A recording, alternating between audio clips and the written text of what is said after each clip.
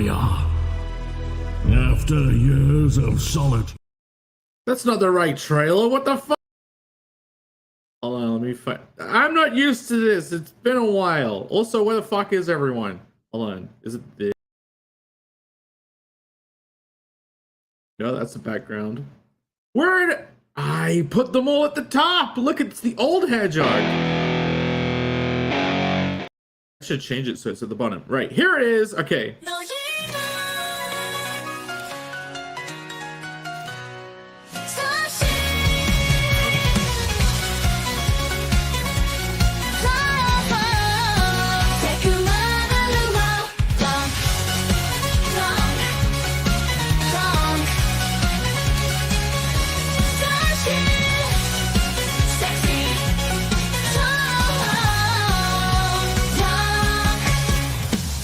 Through the forest, focus blue guys on the prowl. There's only one man there to stop them. If you just stop joking around, they come here to invade your lands, bring life here to an end.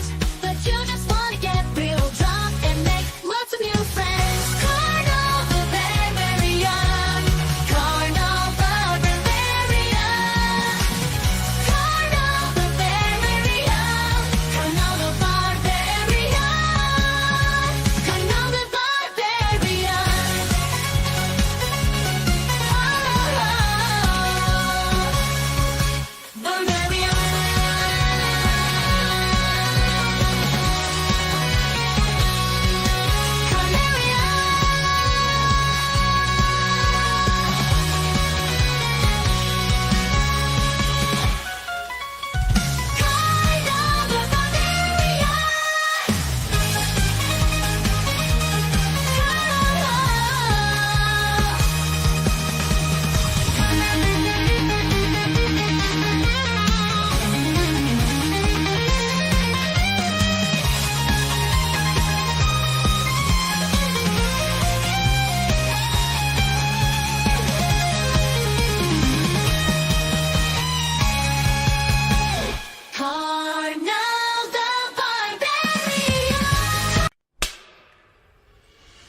Deep in the Simonian forest, far deeper than most men dare to tread, unwelcome visitors bring a new kind of threat.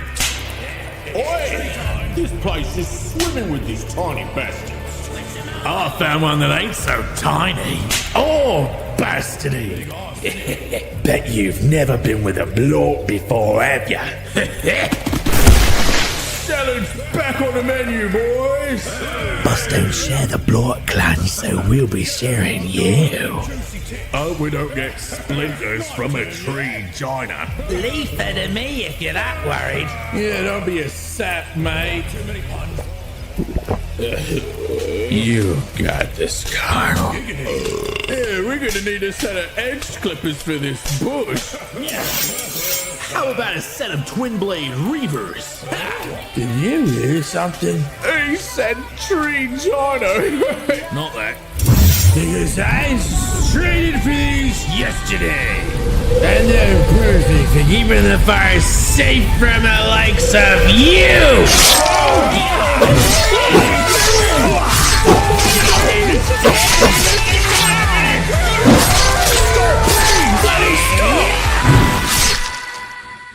Hey, I'm all right.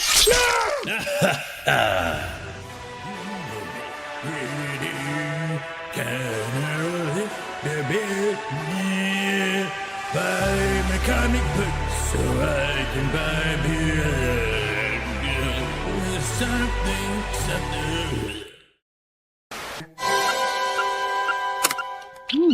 We didn't have a message when we left.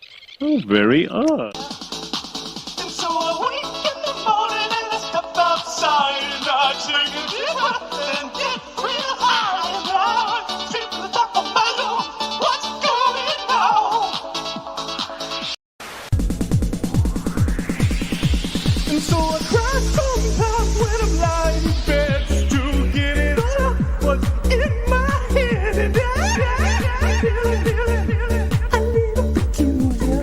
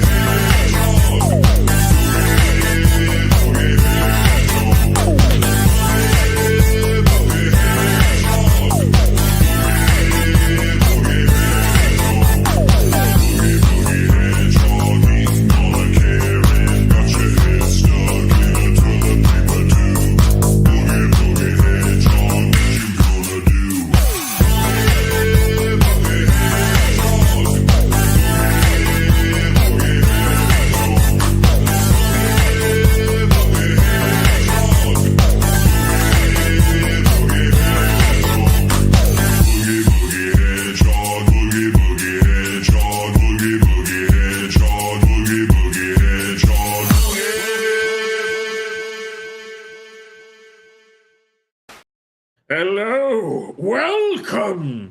Can I put me smaller? Where is my settings? Not smaller as in like mini. Where is the thing in streaming? Hello, welcome. Is it in visual effects? No. Layouts. And then isn't there a button where it's like make me smaller? I want to show the background. I want a little trim around me. I can't find it. Is it in general? Nope. The fuck? Is it like on a side setting somewhere? Like on, I don't know how the StreamYards works no more. They're updating this all the time. Whatever. Look, what I wanted to show you is like, check this out. Wow! So cool! Okay. I have been having some fun with Grok. Fun that you can't see in the background currently.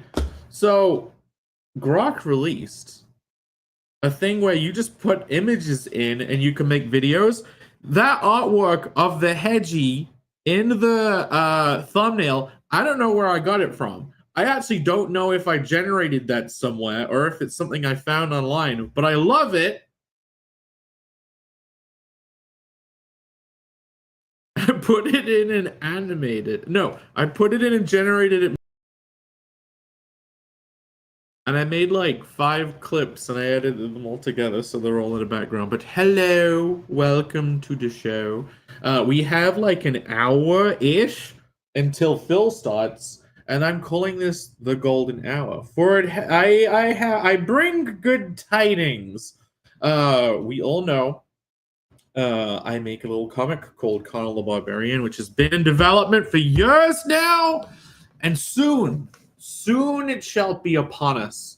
And I have some good news pertaining to previous bad news. I may have corrected the record. I may have redeemed. This may be the day of redemption. For a certain tidings of gold. But I'll say hello to the people in the chat, of which there are like 2. This was a bad idea, I think. Not telling anyone I was going to stream ahead of time and then like doing it at a time when everyone is probably going home from work after what? Abandoning the channel? How many viewers? We have 3 viewers right now. But they are wonderful. I am very grateful for the people who are here. Someone who was here at the beginning was awesome one. He was first. He says, no! Did you not want me to stream? Should I not? Should I turn it off? Should I go away? He's saying no. Maybe he is recoiling at the coming of the new era of gold. Who knows? Because maybe he didn't back the book and he's like, I could have got gold. The Deech is in the chat and he's still in the chat. Wonderful to have you here. He says, which is more important, Foma content or Gopher content? This is a hedgehog safe zone, Michael. Gophers? Is this another I guess, is it pseudonym? Analog? Is Gopher an analog for something else? Because the Deech has been talking about foaming. I could bring that up. I could mention Hank Engine. It has been so long since we streamed on this channel. I revealed a project I'm working on off this show on Creative Block. I do Creative Block every week, so it's like, okay, I could just talk about stuff on Creative Block instead of coming to my wonderful viewers, subscribers. Wait, size tall, wide. What is this? Can I change sizes of things? No, I don't know what that is. Show comments. Oh, look, it's doing a whole. This is what this setting is for. Okay, well, I'm not going to show that. Hello, Tech Zombie. By the way, Snot to Come was here. Would you say it's inevitable? The golden hour that is upon us. You say he. Or is the Gopher content inevitable? The Deech also here. And look, between different channels, different streams, it seems to switch between the ats and the real names. Maybe this is a setting that I have to turn on. You know what I mean? Let's have a look. I don't. Maybe you guys can inform me. But look, we don't even see that it's the Deech. He says, "Can we find 40 subscribers to get this guy to 1K, please?" The struggle has been carried on for years now. The ominous ... Yes, we have been clawing. If I'd have done more YouTube shorts, we could have got past 1,000 subscribers. But yes, we are still not even at 1,000. I need to take care of this channel. I think I need to bring back gaming streams. And there may be a couple of those soon. I may have some news about that. There's like 3 games that I like have on the roster to play. One of them I don't know if I could play it on the channel because it may be too lewd and rude. It's not one of the hentai games on Steam. Don't worry. Snutcon said, by the way, he found the perfect FOMA content for Jake. Look up Francis Snarky. Do I want to go into Francis's boudoir, as he is named? I did look up. I did look up who was talking about. And the Deep said that bourgeois dude looks FOMA legit. Huge following. Jake should collab with him on train stuff to expand the FOMA demographic. Well, seeing as FOMering has come up, I will try and... Do I even have the freaking Hank Engine video? Like, I did a crappy AI video of Hank Engine. Did I even download it? I got some other stuff. I got the Chungus Brothers. You know what? I'll share this video. That'd be kind of cool. I'll tell you all. I have a video that I didn't bring up on Creative Block that I got Grok to evilly animate. Do I have my Hank Engine? It must be lower because it's like the first one I did. There he is. Okay. I can share Hank Engine content on this stream. You guys are gonna love Hank Engine.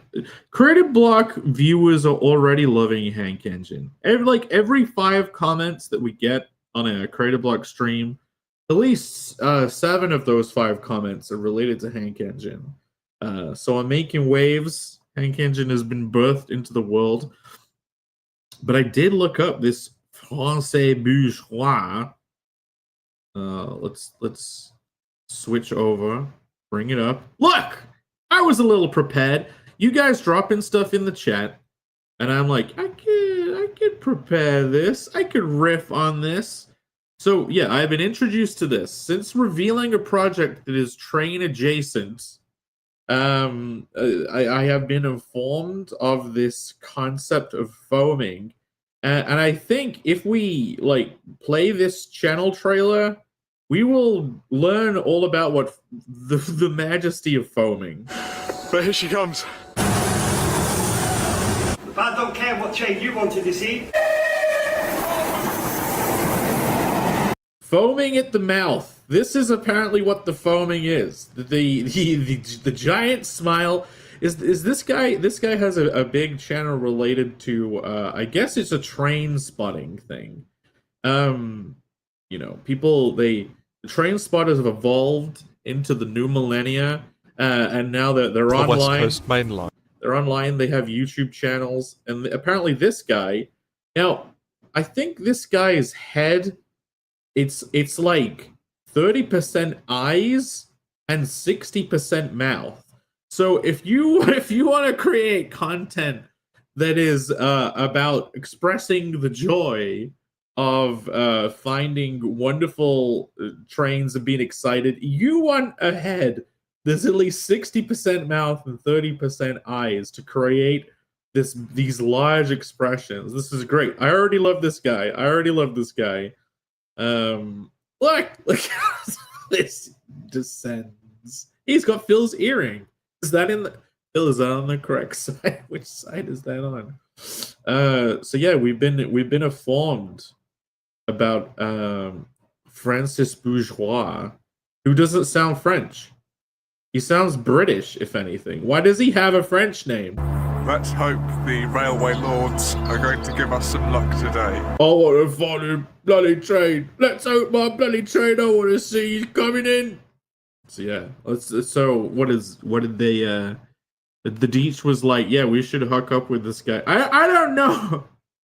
I don't know anything about this guy, so I don't know if he would enjoy the majesty of Hank Engine. I'll get the Hank Engine video. Hold on. Let's have a look. So we did announce it. I think I should say hello to Tech Zombie officially first before we jump into Hank Engine. Hello, Tex. It is wonderful. Tech Zombie finally backed the campaign, the Campaign, which you can still grab over at connellcomic.com. I have the window open. I have like 10 million windows open. Yeah, he joined the fray. He went to connellcomic.com. He clicked on either Kickstarter or Indiegogo. It was Kickstarter. The new revolution. People are allowed to put campaigns on there now. Look, and he joined the fray. I don't know what cover he got, but he's on board, and it's wonderful to have you. I cannot wait to get these in your hands. But yeah, while I talk about Hank Engine, I can tee this up a little bit. You guys reacting? Hey, look, Alex is finally here. Oh, sure, stream while I'm working. Well, look, I understand. I know when I make bad decisions. The Deech says the gaming streams are fun. I'm going to bring them back for sure. I want to play Simpsons Hit and Run. This is a very Simpsons time. This is a very Simpsons Halloween. Because tomorrow there is the reveal of the Simpsons Fortnite. I'm going to talk about that. I got some videos pulled up.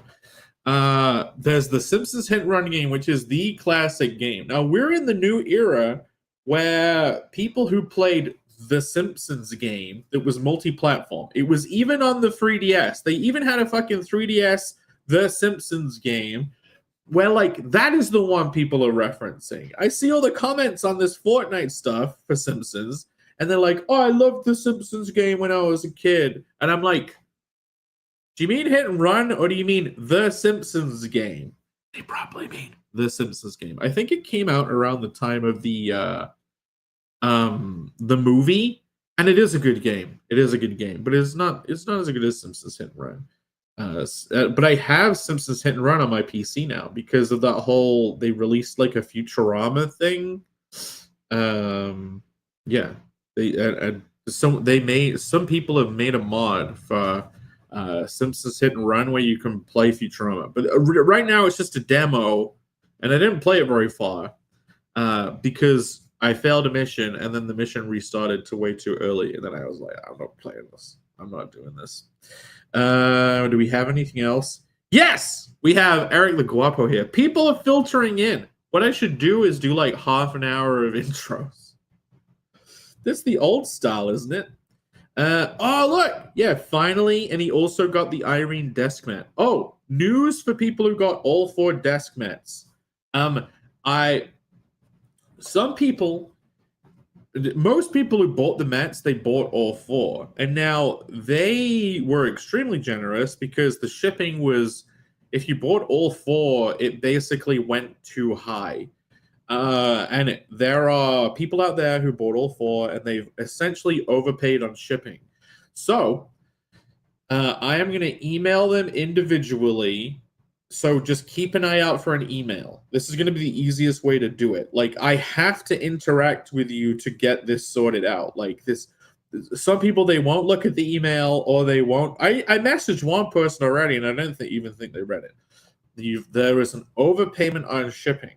So I can either refund via PayPal the overpaid shipping, or within the order, because it's through the same service, I can include one of the block blankets. Shall I grab the block blanket? Like, I can give people a block it, and I can pretend it's free. Hold on.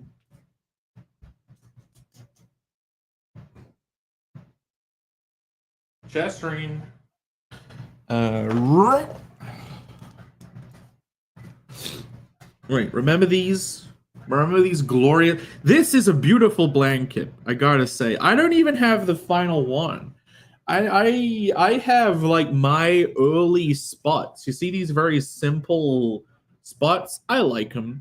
But our wonderful friend of the channel, Irene, she actually drew real spots that took a lot of care and attention.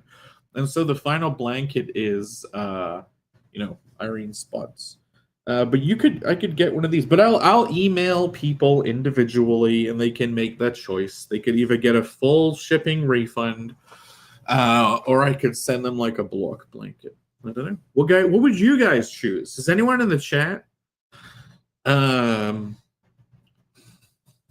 Did you get all 4 mouse mats?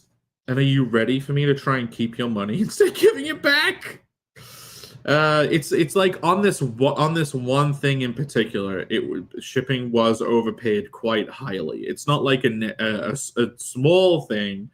Like shipping's already pretty high. You know what I mean? Nowadays, I think if you want to use media mail, you have to have like barcodes on your stuff for it to get away with it. And we can talk about barcodes. The editions of the books you have don't have barcodes on.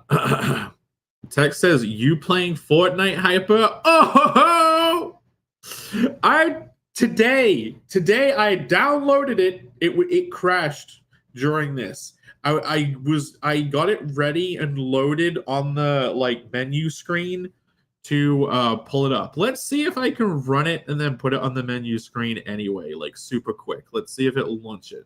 Because we have a new computer in. Remember that whole sojourn where I was going to buy a new PC and then like Alex was like, you should get this one instead.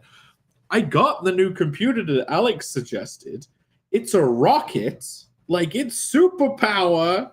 Eric de Guapo says he chooses freedom.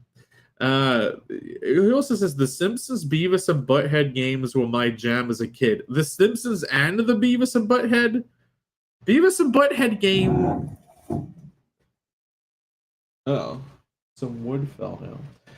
The Beavis and Butthead game was like the Sega Mega Drive, and apparently it was terrible. I own that Beavis and Butthead game, by the way. I bought it in the year of our Lord, like 2020 or something, like when I was getting back into that kind of stuff. Hold on. A mishap has happened. A mishappening. I am going to have to go off camera and correct giant tumbling, falling pieces of wood. Now you stay there. You stay there and you don't fall, okay? I don't need no falling. The shack is falling apart, guys. My wonderful, definitely real murder shack is falling apart. Okay, it worked. I share. I can stop sharing when I'm already sharing, which is my e-begging. I can stop the e-begging. I can share this. I don't want to go back to it though. Look!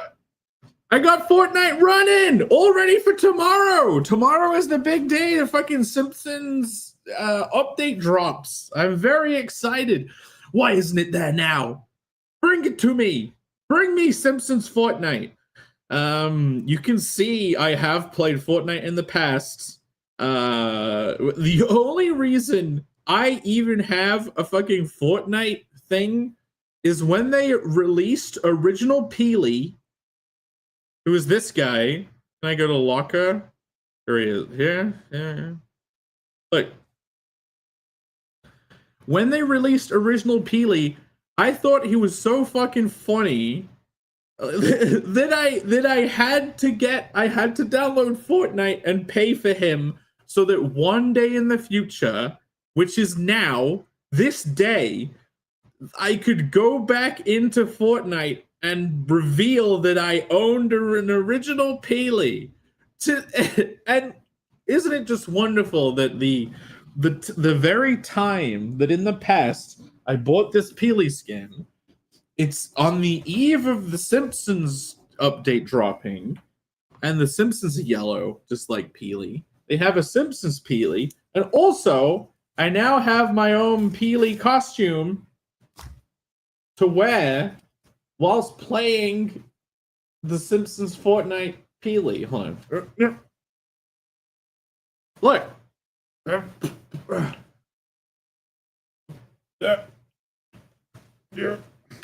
Come on. There we go. What do you think? Do I look good?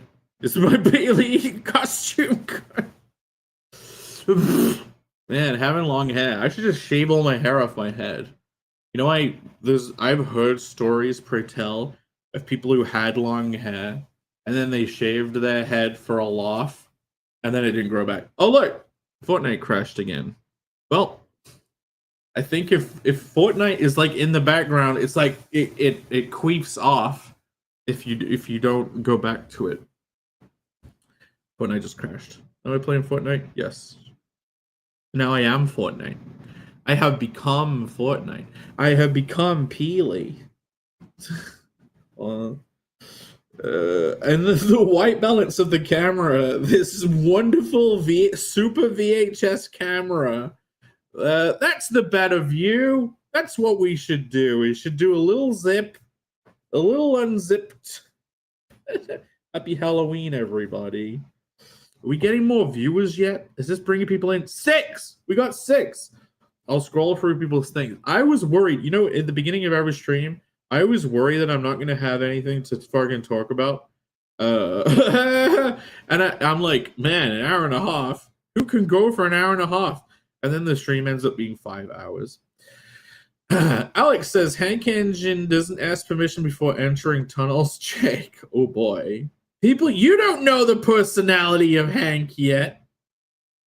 I can bring up some Hank content. So that FOMA, Francis, apparently the perfect vector for us to find customers to invest, and it would be an investment. You all invested, let's what? You've all invested in Connell. Remember when people would say that these fucking YouTuber merch junk comic books were investments? The only way that this stuff becomes an investment is like if there's a movie. You know what I mean? If there is a Hank Engine TV show one day or a movie, then your investment is big. Or if Conan the Barbarian has an animated adaptation on YouTube and becomes popular like Space King. That's my goal. That's when it's an investment. That's why Conan the Barbarian is an investment. But yeah, which YouTuber comic book you purchasing will become the Turtles, the Ninja Turtles hand-cut fucking original books. 400 lines of beauty. I can scroll around this. Is that the camera? 400 lines of white balance that turns the inner banana into human flesh.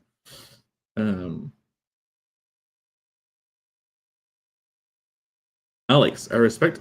I went to the bottom, and now I'm reading a thing backwards. Alex says the Genesis Mega Drive Beavis and Butthead game is pretty good overall for a 16-bit title. When I'm back in England, we're heading back to the good old Isle of Englandia at like the end of November, and I will be reunited with all my retro game consoles, all my setup, all my actual fucking shit to do game streams, so we can bring them back. And I might even have a Switch 2. A Switch 2, where we'll be able to play Donkey Kong. Sega Mega Drive, what is that? You know it. There's no Beavis and Butthead game that isn't Mega Drive. They put Beavis and Butthead in, was it? Shoot game. Call of Duty? Is that what it's in? Did they put Beavis and Butthead in Call of Duty? FOMAs have conventions that are big in the UK too. Well, I can imagine they're biggest in the UK because UK is like the epicenter of trains. Like America, what the fuck is wrong with your fucking trains? What you guys, you just jump to planes. You're like, ah, fuck it. We're going plane. Like the American West, the Great West, that was Traintopia. You would get around via train. Then as soon as you guys invented airplanes, you're like, fuck this shit. Can you travel around? You should be able to travel around the US cheaply via train. All the American trains are these huge freight trains. I don't even know of the concept of passenger training happening. The OG Simpsons arcade game is the best. You know, they have Marge's vacuum cleaner attack from that in the new Fortnite, apparently. The Simpsons SNES game was amazing. I never played it. There was Bot's Nightmare. Bot's Nightmare isn't amazing, Eric. Bot's Nightmare is overly punishing. Are you talking about Bot's Nightmare? That game is a nightmare. But there was one on the Mega Drive that was like Bot versus the Space Mutants.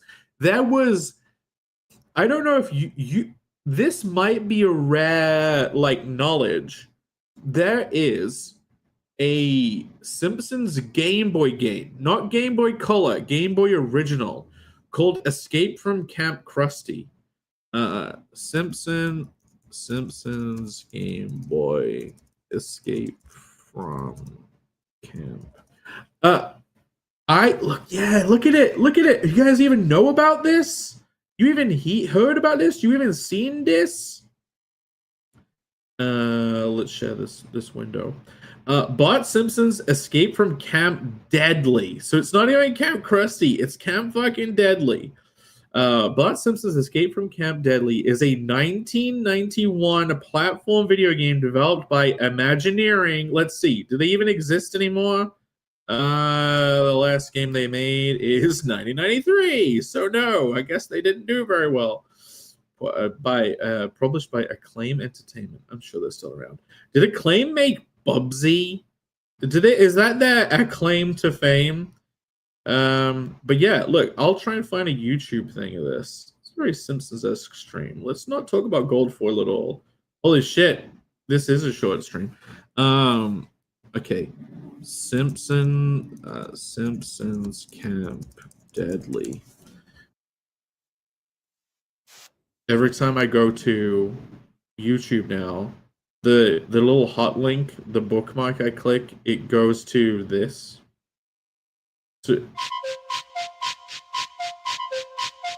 So I hear the Thomas the Tank Engine theme tune all the damn time now.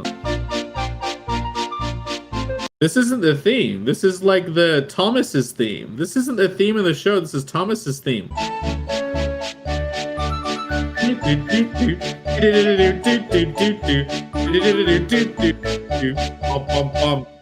That's when stuff's going well for Thomas. And then I think is the next one Gordon's theme? No, Edward's theme.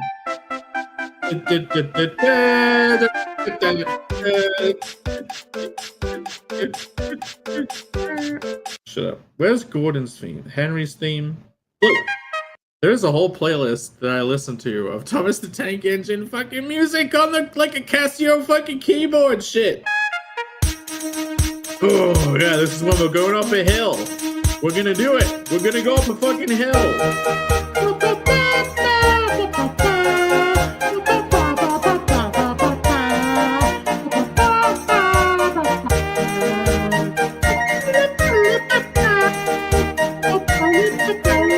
This is my mental illness. This is, you can be assured that this is the form my mental illness takes.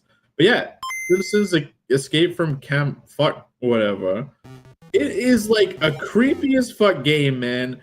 The first time I realized you could emulate games on my on my PC, like, and we're talking about a Windows 2000 Millennium Edition PC.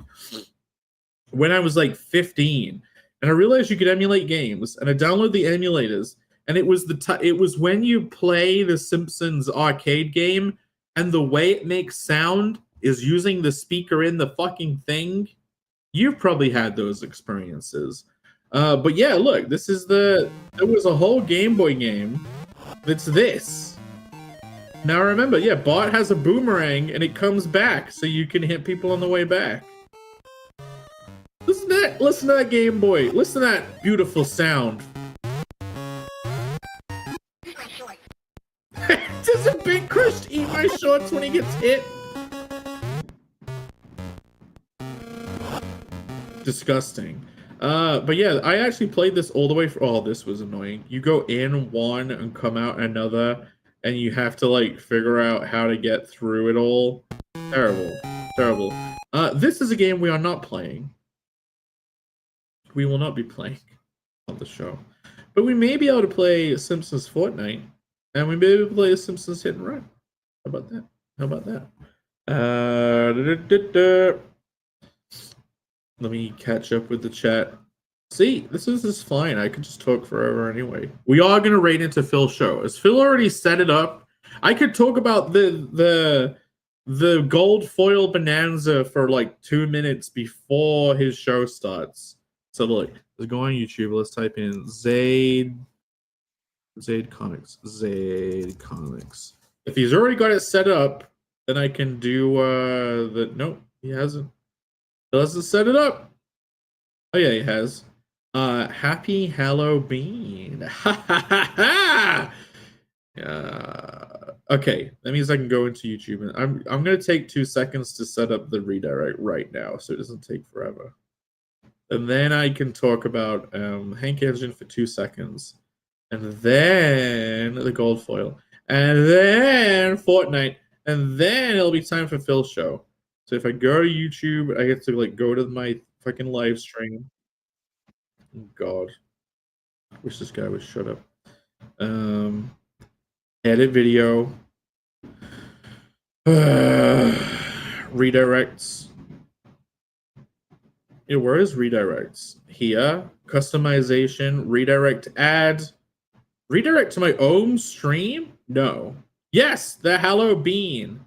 And I will save. So Bill is hinting. And I'm gonna go over there. I'm gonna go to zaidcomics.com. The Shell Bean is a dead horse that Phil has been beating for quite a while now. There are multiple shell beans of multiple colors. There are multiple types of shell bean. There are special cowboy-style shell beans. And I received another email today that featured this beautiful pup, Sheriff Dylan. Because I purchased something. Now, I did not wait for Phil's show to reveal to me that a special occurrence had occurred. I woke up. The first thing I did today when I woke up was I navigated Phil's difficult to pass website, and I went to the shop and I noticed that something special was on the horizon, and I purchased it straight away. This was the first thing I did today on Halloween. Is I bought the glowing Hallow Bean. Simpsons games before PS2 weren't good. The one where it's Bot versus the Space Mutants, like seemed good. The Ken Christian one was fun. Although Simpsons skateboarding was shit. Moromi, we are gonna fight. That's Jake wants Brokeback Shellbean. I wanted Hellbean. I wanted little horns on him. It would have been so easy. If Phil had asked, I could have done it. Like, he could have just given me the file for this, and I could have just added horns on. But hey, maybe that's a bit too satanic. We're all wonderful Jesus appreciators over here. Like, do you want to see this? You want to see one of my favorite? Look at that. I will just. Today is a celebration. We mock Satan, and we celebrate his defeat of Satan. But look at this little guy. Did you know I died so you can live forever? Yes, Jesus, thank you. Did you know I love you? I do, and it's really cool. I love you too, man. Yeah, whilst glowing bean. Did you know I died for you? Yeah, I do, and it's really cool. Like genuinely, it's great. Hello Bean. So yeah, the Hello Bean is out. I'm stealing content from Phil. Phil usually steals content from Bancroft. Today I get to steal content from Phil with this Hello Bean. You can get this. You can get it now. I suggest you do. Phil should he should commit to the bit and only sell it today, and then it should go away from ever in order to create FOMO. Like I had so much FOMO over this Hello Bean that I purchased it the moment I woke up. But shouldn't it be called a glow bean or a nuclear bean? I don't know. There's no real bean pun you can get with the bean, but that was it. Oh yeah, train related. Because our country is continental in size and trains are pretty fucking slow, unless you build those projectile class speed trains. But that's what I'm saying. America, you should have bullet trains going like right through the fucking country. Like that would be glorious. You could get all the way down from Seattle to Thingy in a day, but it would just destroy the aerospace industry, right? If people could go for trains instead. If you could drive one of these, so this is a Rancid Grok video. See this? This was revealed. This is Hank Engine. This is a new project I'm working on. Not real. It's not Connell based.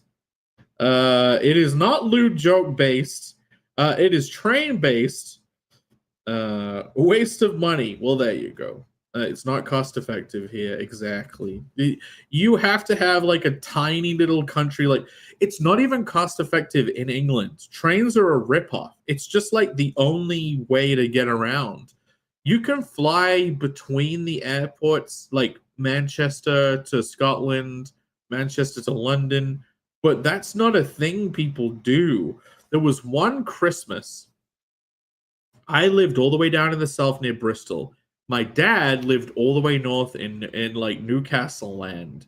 And I was going to fly from Bristol to his. I thought it was really clever and it was really cheap. But I booked a flight that was too early and the trains didn't run early enough for me to get there. So that didn't happen. And I wasted money on a plane trip that I didn't cancel. Does that mean the plane was waiting for me to turn up? No, they would have known if I'd checked in or not. That's when planes wait for people at the gate. It's because they've checked in, right? They don't wait till the last minute if they're not even in the airport. Anyway, this is Hank Engine. This is going to be a very slowly developed thing. I don't even know what form it's going to take because my question is, the question that is on everyone's lips, who would even want to buy a Hank Engine comic? You know what I mean? Unless it was associated with a video series already. Who wants a Hank Engine comic? Is it Francis Bourgeois? Does Francis Bourgeois want a Hank Engine comic in his Francis Bourgeois? We don't know. But yeah, no one in the chat even said if they want a block blanket. I played Pokemon Gold in Japanese version 2 years ago, but it came about in the West End emulator. Bar vs. Space Mutants is the game I'm talking about. Ah! Okay, well, if that's a good game, I want to play that. I want to play some a family friend as a kid. You know when you'd have the family friends because all the grown-ups were still friends with each other and they weren't like 50, 60. And there seems to be a time when parents have kids and the kids are all like 8 or something, where they're still friends with their friends who had kids, and then the kids grow up to be 18 and leave home, and then the parents stop being friends with each other and don't really talk to each other for a long time. Well, back in that era when parents were still friends, you go over to a friend's house and they have the stuff that you don't have. They had the Bart Simpson's Space Mutants, and I never even played it. We were too busy doing other stuff. You would need a new rail system entirely. Well, there you go. There you go. We'll build one then. Yeah. Planes are more versatile. You don't need a lay down track to get a plane. Right. But should we get on to the meat of the show?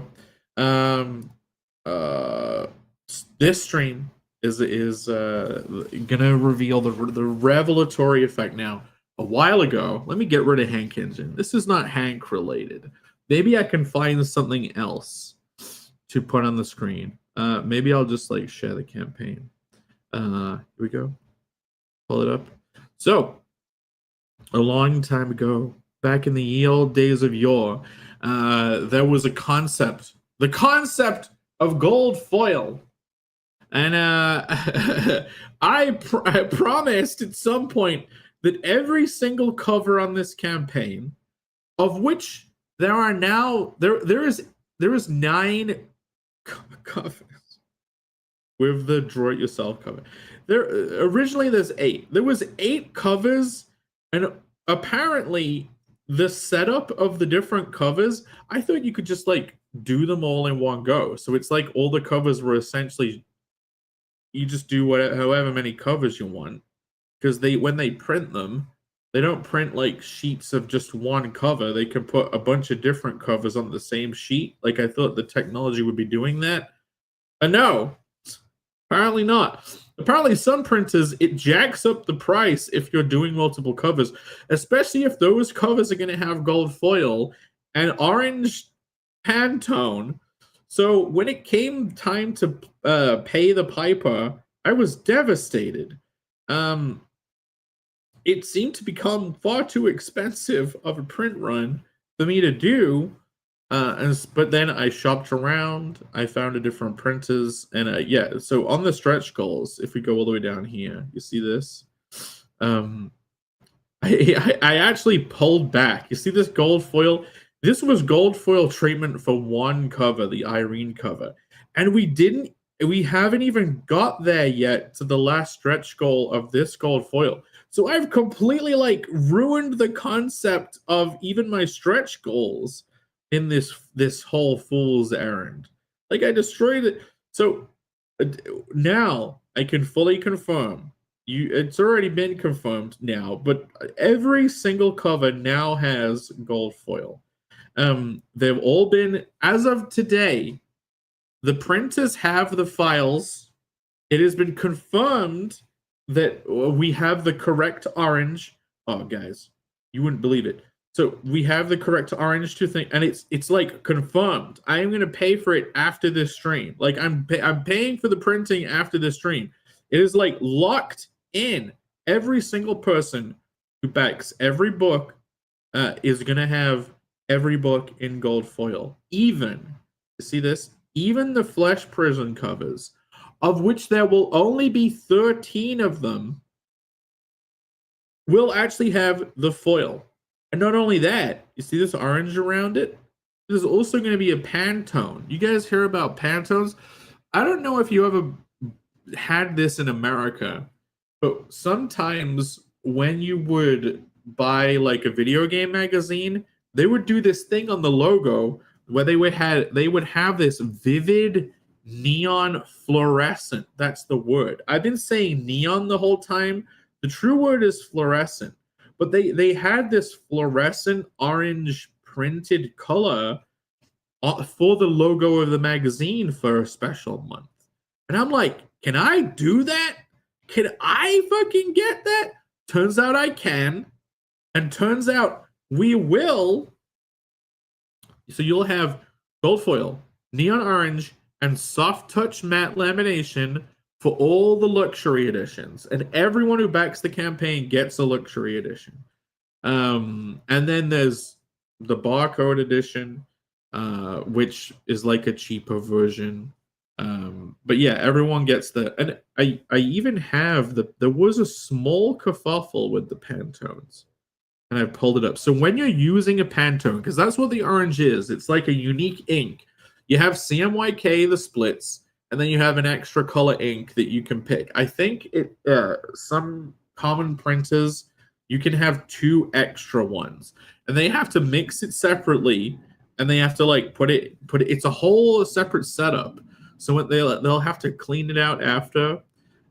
Where is the photo I have? Like I have a million tabs open to show images, and I don't even know where is the I got ready. I got up one pertaining to Pantones already.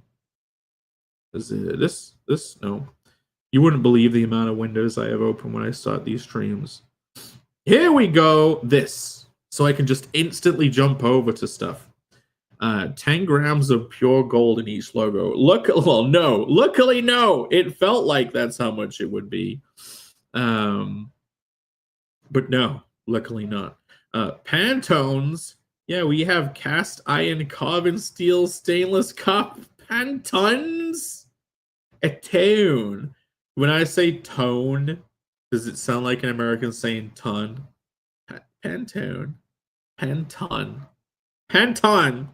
Anyway, you see this? So, when you pick Pantones, this is this is like a chunk of paper, paper slides. They fold apart, and on them they have printed like all the Pantones, and you have to get multiple color books. This is a color book called Pastels and Neons, so it is neon. And in the Pastels and Neons color book can be found Pantone 811C and Pantone 804C. Now, want to know what's funny? Last minute, a couple of days ago, I received like the breakdown for the invoice, and it was revealed that the Pantone that had been ordered was 804C. Now, it is hard to tell how these even look in photograph. This is like the only photo reference on the internet I was able to find of these. One person on like one forum somewhere at one point took a photo of their color book, because I don't have access to these. These are expensive. Each one of these is like $200 plus. Tones, like skin tones. And like my heart sank as I read 804C, and I went and checked it, and it's way too bright. You see this? Go to Nippon Special. You see this? Color corrected through the camera. This is not a light orange. The Connell the Barbarian orange is not a light orange. It is a darker, redder orange. So I'm like, how do I bring it up? I have to go to this. Yeah. I'm like, hey, could I have some like 811C? Like, this is more like it. This is kind of like too red. This is too red. But this is perfect. This is the habitable zone of oranges. And so I sent an email. I sent an email with like multiple things that I thought were off. And then I got an email the next day that was like a wall of text explaining why the ramifications of me making so many last minute changes. Have them mix 803C and 804C for the perfect color. Now, here's the thing, Alex. When I told them that it would be 811C, they informed me that 811C is not indeed. They had already ordered 804C, by the way, and it was on the way, and it was coming the following day. It was arriving at them today, right? So they had already ordered this. There is a small time frame for me getting these because I'm planning on driving to pick them up. I'm planning on picking these up physically, not mailing them, physically, and taking them to RJ. RJ is coming in clutch, and he's fulfilling the book. And I'm planning on physically getting these from the printers myself and taking them to him so that time frames can match up, and so everything can work out perfectly. So I can hand number the portrait covers, because I have to do that. I have to hand number the portrait covers, and there's a special emblem on the inside. Like, I won't have time to sign them, but I can at least number them. I've got to get the trading cards. I got to clip the corners off the trading cards using my new corner trimmer. Like, this is all threading the needle before going back to England. Their response was basically, shut the fuck up, Jake. Their response was very nice and very informative. Their response was, Jake, you are, it wasn't telling me a retard, but I was being a retard. Irene's in the chat. Hello. She says that poor long-suffering printer. Hey, they're getting a big chunk of change. It's cheaper than it was, but it ain't cheap. It's impossible to tell the true color of anything if you hold anything you hold up now. You're in full purple blowout. Yeah, you can't. If I unzip fully, hey, look, I'm not that blown out right now, right? Is it because I held this up? The camera auto white balances, by the way. That's why. Fuck. It's getting worse again. It's getting worse! So Alex's comment, have them mix 803 and 804. So the truth is, these two colors are ones that are on the shelf ready. You can order these. These are in stock colors. Pantone 811C actually is a mix of 804 and 805. To create this, these two do actually have to be specially mixed, okay? And now, the printer, I called them up. When I received the email, the wall of text, I was like, I should probably call them and say thank you and sorry for being an idiot, right? So on the call, that was yesterday. This happened yesterday. And then I went to sleep for 1 hour, and then we did Creative Block. So in order to get the perfect, it was confirmed today that it'll come like halfway through next week, the ink will. There is going to be a special order made that mixes together these two colors to get this color in order to get the perfect orange, which is now 811C, for the Conan the Barbarian logo orange. This orange now becomes the official Pantone for all Conan the Barbarian related oranges. If I ever get a pin made of the logo, this logo, I will ask the pin manufacturer to fill the orange area with 811C. I'm going to tell the printer to tell you to shut the F up and that you respond well to threats of violence.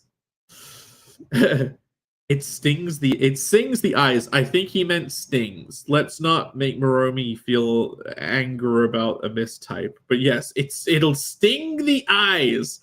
The logo's fluorescence will match my current fluorescence. So yeah, that's it. We're getting Pantone 811C. All will be well. All will be glorious. And yeah, you're gonna love these covers. It's gonna be vivid. You're gonna be. You know what? If we want to talk about long suffering, the true person who has suffered throughout all this is Bancroft, because originally, you see these. If I go big, this is my pile of Connell books. By the way, it is kind of a glorious thing to like have these books are like all part of the story of Conan the Barbarian Chapter 1. You will remember Sketchy Starts, the preview book. I consider this to be part of the Chapter 1 collection. This is like Chapter 1 era. This had the blue line. No one can fucking see anything because of this stupid banana. If I take this banana off,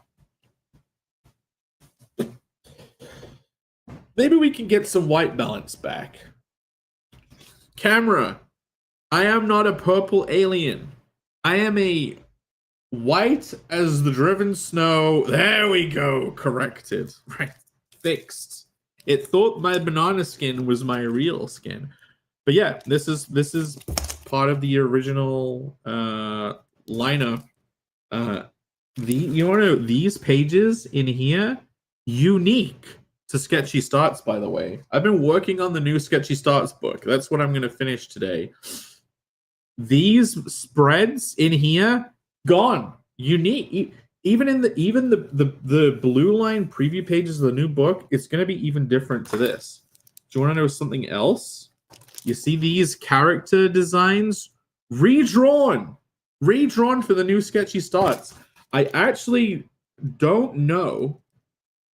Most of this book now will be unique art. Like, there was a time when I put this campaign up for the preview book, I was asked, will this be reprinted? Like, will this content just go into Sketchy Starts? Nope. All of it's redone. All of these are redrawn. You know what? I can probably show them. If I close this, share screen, go to window. Do I have InDesign open? Where's InDesign? I should be able to pull it up.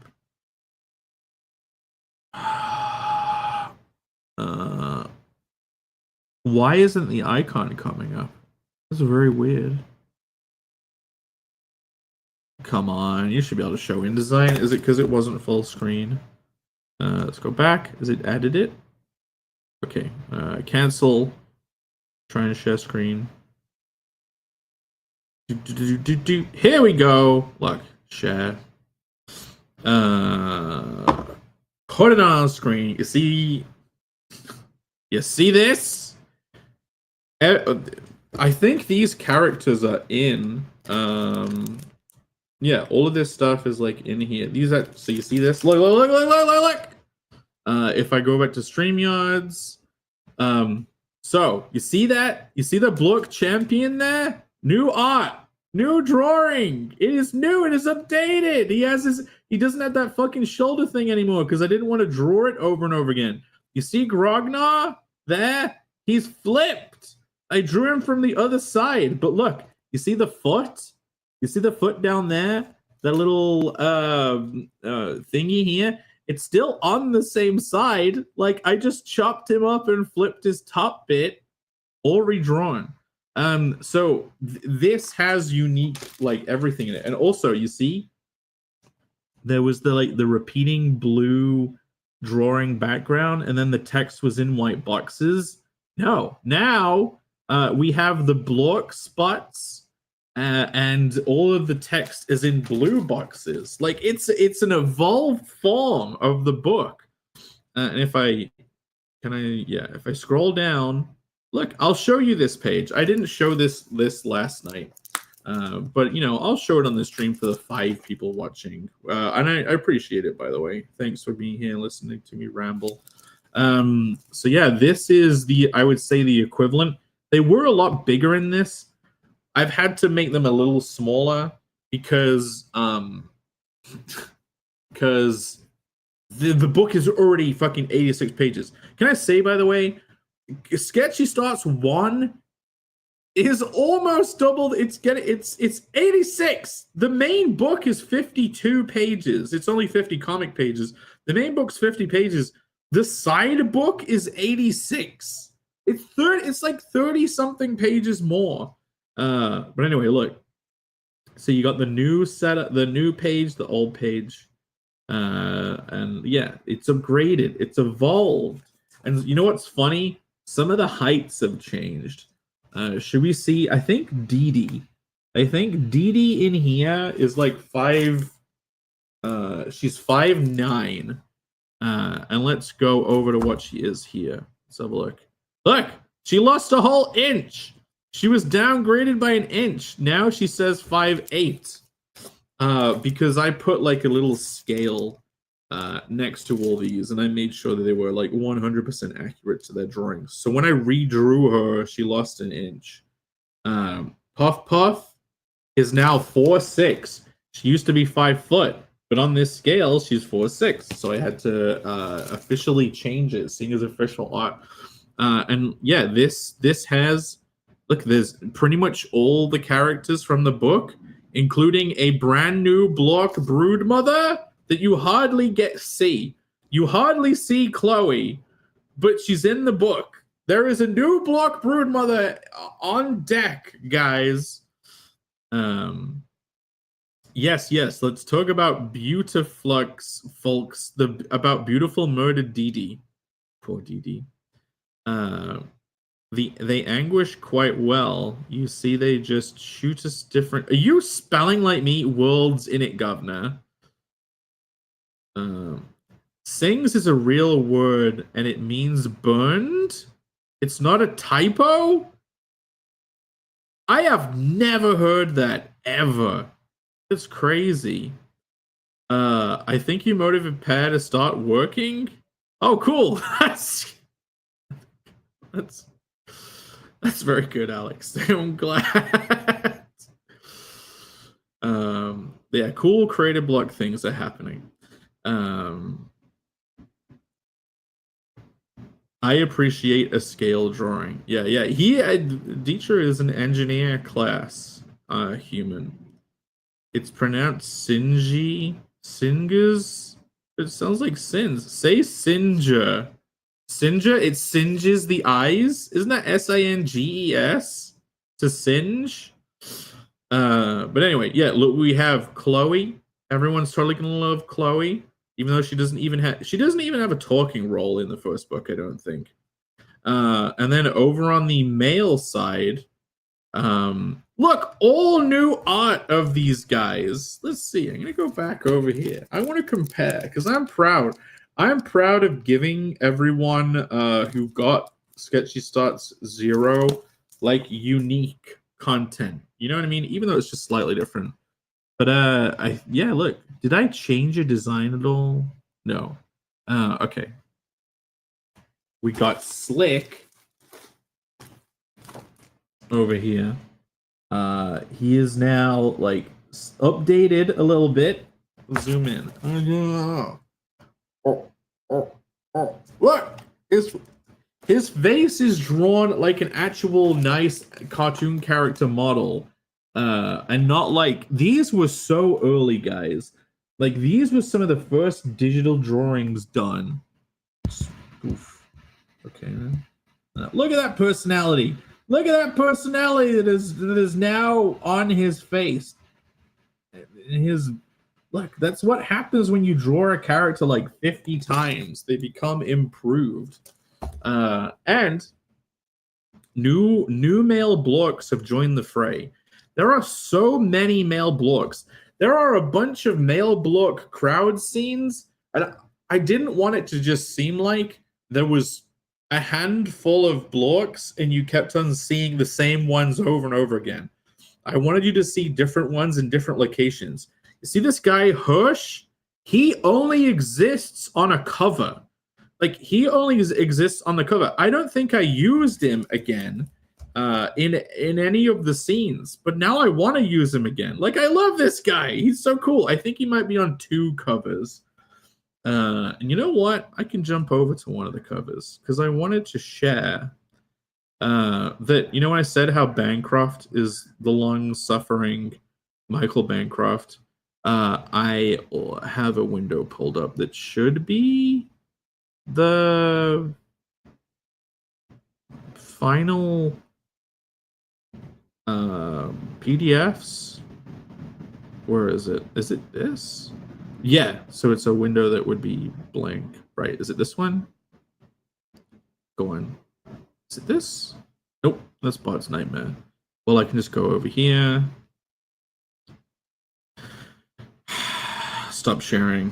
I'm sorry, guys. It's still fun having a complete fuckfest. Share. Okay. These are the final covers. You see this barcode over here? We even have barcodes. But Hirsch, if we zoom in, let's put it to like 20% view. Nope. Let's put it to 120. How about that? Okay. Look, it's Blake, as you will see. 150. Look, he's here. He only exists here. And I don't even think Plug is in. Like, he's on this sheet too. R.I.P. No R.I.P.ing, Alex. No spoiling, Alex. Alex has read some notes because he's been spell checking, and he is spoiling right now. Privileged information. But yeah, so these are the final versions of the cover. And I wonder if I go to 100%. No. Okay, 120. Was that what we put? No, 65%. 65. So the entire book, including these covers, has had the Midas touch of Michael Bancroft when it comes to pre-press style. They now have their full trade dress here, which looks glorious. They have like a hedgehog look, 70% to get it all in. I don't want this banner at the top. Oh well.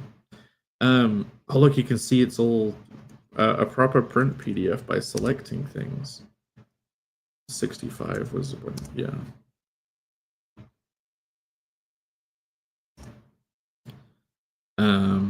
They all have barcodes now. There are 3 barcode editions. So the 3 covers, my cover, Irene's cover, and the Kyo cover, they all have non-gold foil versions that have a barcode on the back, and they're like a cheaper version doesn't have the glory of the luxury edition that you guys have. But yeah, you see how these people can't probably tell, but the extra touch Bancroft has given to these, and it's probably because of the CMYKifying of this, the colors are just a little bit richer. Here is the Kyo cover.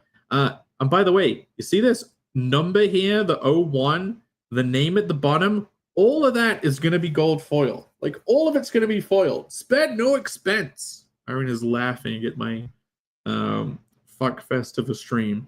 The color, like the blues look a little bit richer. The cover that looks the best in the Bancroft version, check this out. Look how rich the blues are, a little bit richer here. And this pink is like, this is gonna print so beautifully. Like, Bancroft has huge experience with the graphic design over what could be decades, if not a decade, if not a long time. I cannot wait to get my hands on these. I cannot wait for you to get your hands on these. They are going to be glorious. And the colors are going to print so richly. And yeah, the point of the stream was to show they're all going to be in foil. And I didn't even have time today to talk about Fortnite. We're raiding into Phil, and I'm going to check if he's even live. No, he's not. But as soon as he's live in an hour? Phil, did you push back the stream by an hour?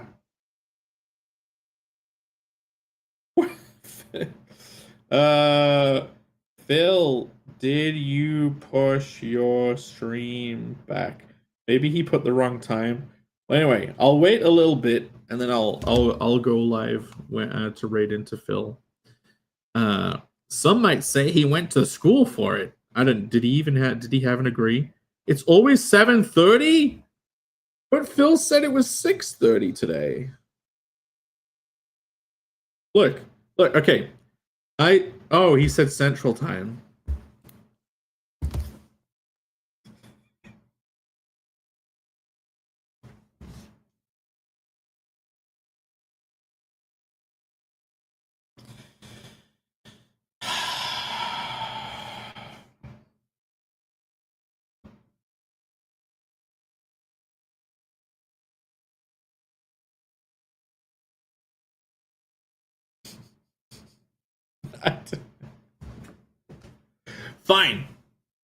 Fine.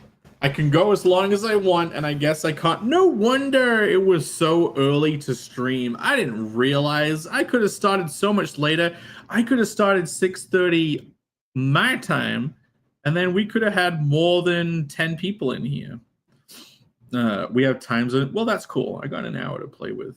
Who cares? Awesome. That means I can rabble on for a bit. But yeah, these covers look so beautiful. This one in particular, the way the colors turned out, and you know, Irene did a whole second pass on these colors. She put more separation to the background. I don't have the old version to pull up, but yeah, they're all gonna look so good. So these three have barcode editions. I don't know how I'm gonna make those available, but yeah, put this to 65. Did you fail, Jake? I did a time zone fail, Phil. I thought everyone in America just referred to times as. Why would you say Central Time, Phil? You are on the same time zone that I'm currently in. Terrible. But yeah, so I'm really excited. Do you think I should try and do the one where the trick where I go and put these in a Barnes and Noble? These barcodes. So there is actually more to these barcodes than may meet the eye. If I go 200% and go down here, so this is. I finally tangoed with barcodes. You have to officially buy them from like one distributor. There are people that try and scam you by selling you a barcode service, or they sell you barcodes differently or cheaper or something. They're all scams. I think there's like one central place where people buy barcodes for each region. I didn't even know the regions were different. Like, I'm in Creative Block chat. I'm asking about barcodes, and Pear is like, hey, go for Bauka. Bauka's the place, right? There's this company called Bauka. They do all the barcodes. That's where everyone in the US buys that from. I made a sign in. If you sign in to Bauka and set your location to the UK, you can't buy barcodes. You have to go to a different place. And let me try and pull it up. What was it called?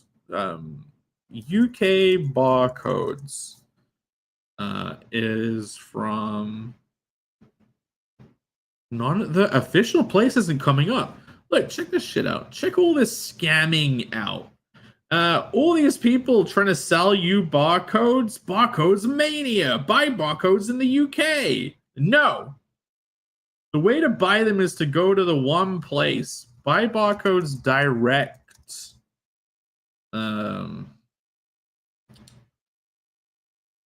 I really thought Googling would make the official website come up. If someone is trying to publish a book in the UK and they want to put get barcodes for it, like they're fucked if they Google it.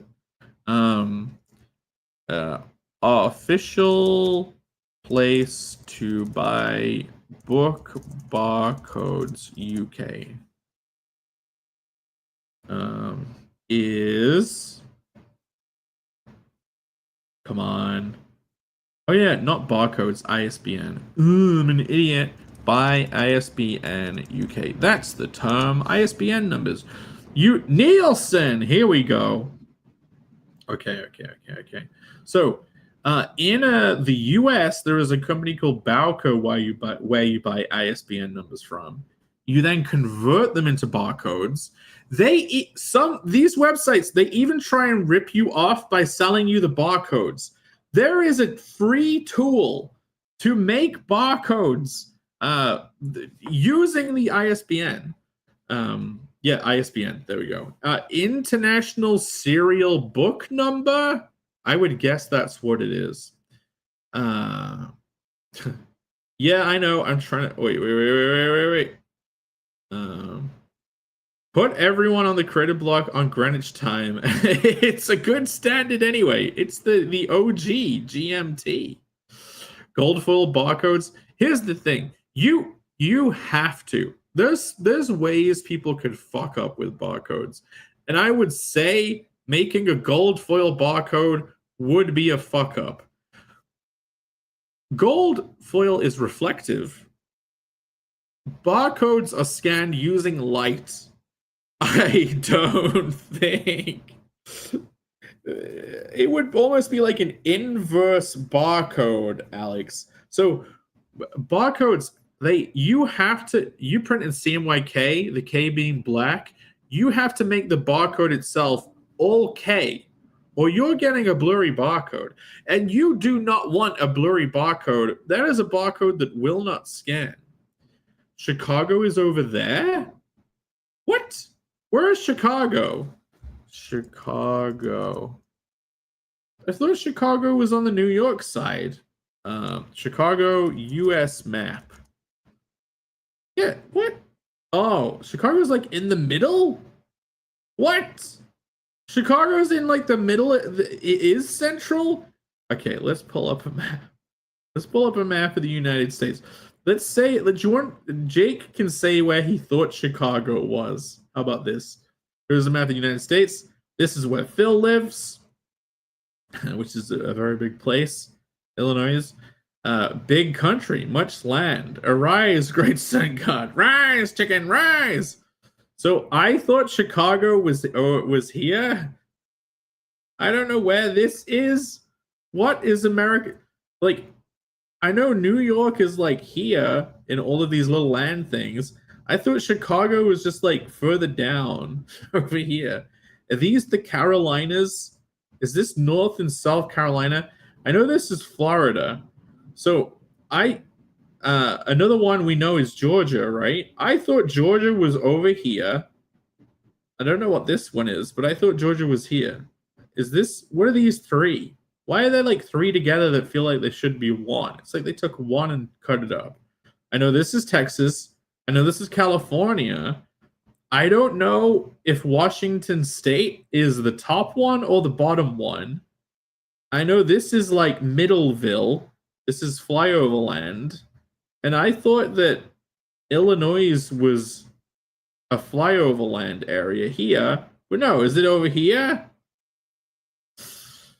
Oh no, Jake, I'm I'm certain Jake definitely got scammed on his barcodes. No, barcodes, I have not been scammed. I will continue with barcode talk, but we're doing Jake doesn't know how America works talk. You can buy a bulk of them at one time. Yes, so is the we'll jump back to America talk when you guys can look, this is the Nielsen website. This is where I went. Nielsen IQ book data or whatever. Add to basket, prefix for 100 ISBNs. And then for £1,000, gay British pounds, you can get 1,000 ISBNs. I don't know if I need 1,000. I think 100 is okay for now.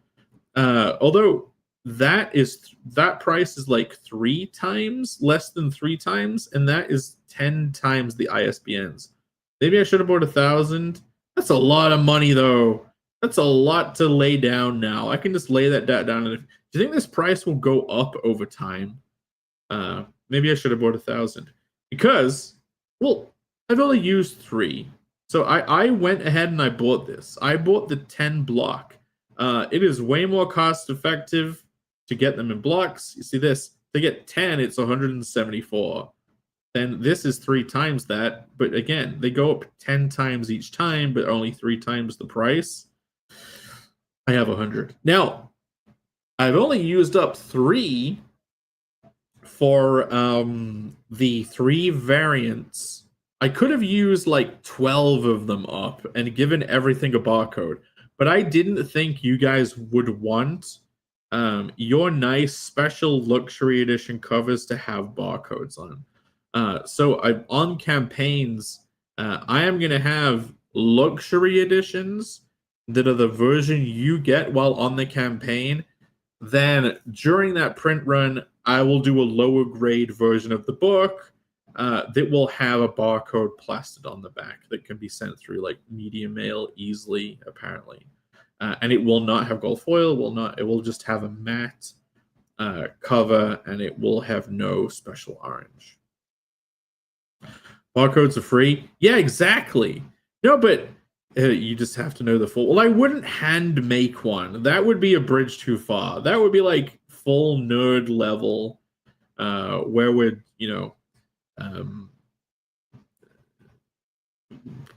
how would I even make that? Like, I would be making the sizes of things that I would figure out the width in percentage relation to each other of each number and the gap, and then put it together in Illustrator. That would be dire. Phil sent me a DM. Nah, 6:30 Central Time Zone. What a retard. What a retard. Let me go and create a block chat, which is now, by the way, the create a block chat is now renamed to the Hank Engine and Friends. I'm not gonna show my DMs. I was gonna show it off as funny. But yeah, it's now called Hank Engine and Friends. Where is the barcode thing that I shared? Simple barcode. So when you buy 10 billion ISBN numbers from here or in the US, you go to Bowker. And thank you to Pizza Many. Thank you to Pizza Many for his barcode video. Whenever I need to remind myself about barcodes, I'll go watch that. And it won't have the information I need, but it's a good video. I like watching it. I like hearing him talk shop. International shitty barcode nacery? Is a nacery where things are made? I need to incorporate the word nacer. No, noncery. I'm not incorporating that. By the way, the Clock Museum at Greenwich is very cool. The Deech inferring he has been to said museum. 309 format. I don't know what you're talking about. If you scan at a steep angle, I bet it will scan it. Well, we want it to be scanned at all angled. Wow. Oh my God. Is this the America talk? I'll get to that. But yeah, look.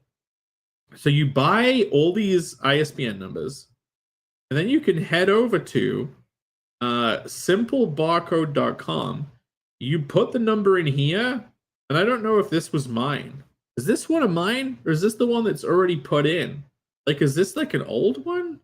But yeah, I have a Google document drive, a Google Drive document of all my 100 ISBNs, and then what they're for. And I bet I could even show that. I bet that would be fun. I'd pull it up. I don't know if I want to show my entire list of all my ISBN numbers though, but okay. I'll truncate, and I'll pull this up. No, I actually can't because it's on a different Google account. Anyway, but yeah, within this campaign, I have used up 1, 2, 3, 4, 5 because I have the 3 covers, and then I have the 2 for the Sketchy Starts books. I have 2 ISBNs used up for those. Those are going to be barcode editions. So this that I just pasted in is the barcode for the main cover for chapter 1. It generates this. You can download this, and then you put this. You get like an SVG file, so you can bring this into Illustrator and edit it. And apparently, according to Bancroft, you can shrink these vertically pretty much as you want. So I grabbed all of this, I pushed it up, so that when they're on a cover, you don't have to have like a big, ugly ISBN. You get these nice thin ones that don't end up making it cover all the art up.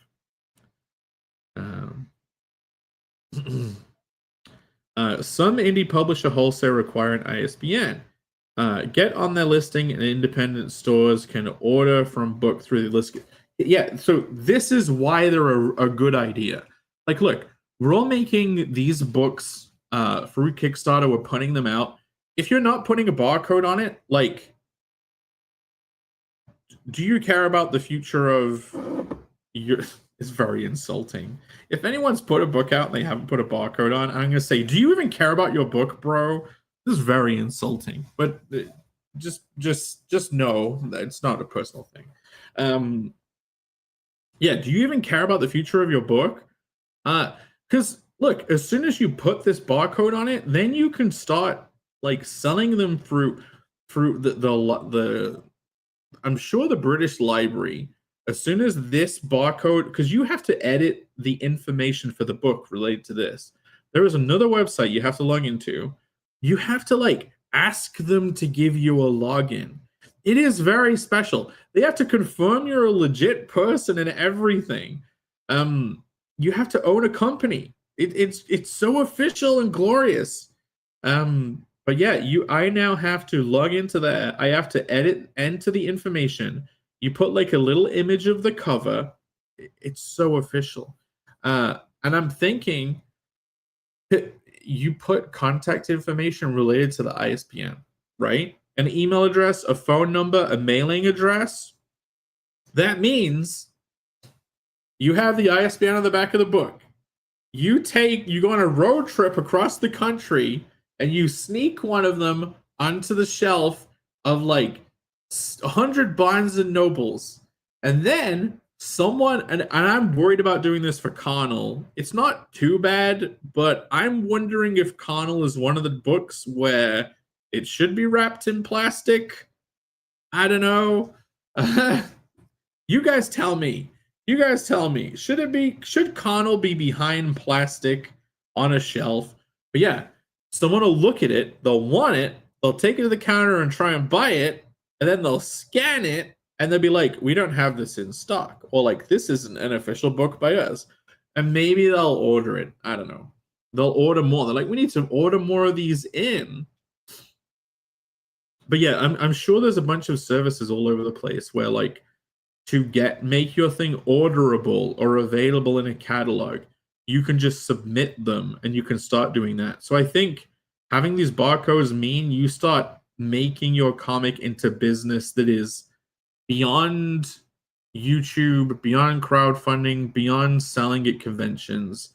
And I would like to actually do that. I think that is taking this seriously.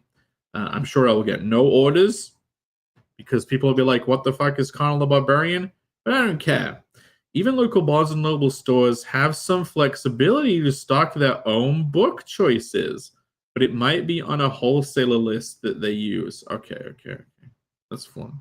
How about this? I can go and get into their wholesaler. I could get into these lists. Sorry for creating air during it. Irene says, I didn't put an ISBN on my books because I assumed bookstores wouldn't want them. Okay. Irene, you're wonderful. Why do you always default to assuming that it won't? If you assume failure, you close the door to all success. You know this. I don't need to say it. You assumed? Why would no one? Oh my. Well, the good thing is you probably have to go to print runs all the time for your books. And also, you can get stickers.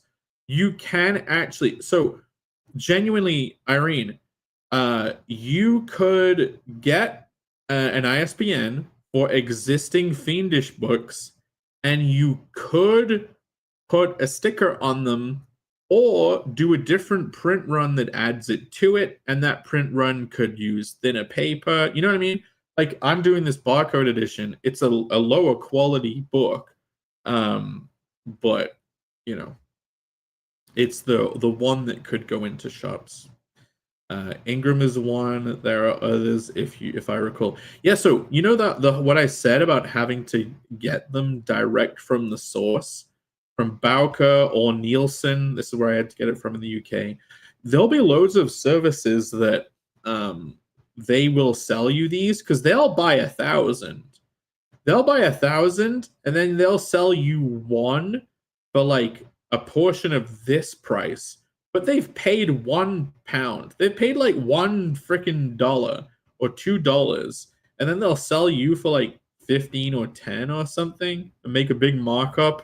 And then here's the fallback for if you do that. The publisher name on these, because I went direct, the publisher is my name. It's Edgehog Limited. I thought about putting Edgehog Books, but I didn't know if that was, if you could do that. I just put the company name. By the way, Edgehog It's becoming it's going real. It's going legit. It's out there. Look, you see this? The little the part of the book for the publisher tag, parental advisory, edgehog, explicit content. Even mimics the parental advisory on this at least has a warning for what you're about to witness. You know what I mean? This at least tells a parent, hey, this bright orange zone, read this. Don't buy this for your kids, please, for the love of God. Yeah, Edgehog. Edgehog is it's out there. People know about Edgehog now. That is the company name. Mobilize your hordes of simps worldwide to lobby local bookstores to stock your books, but your books must appear on the wholesaler list for that store uses. Exactly. Okay, so that's the next step. Deech. Get the book information populated to the ISBN, then try and get the book on wholesaler lists. Then the next step is putting them in Barnes and Nobles.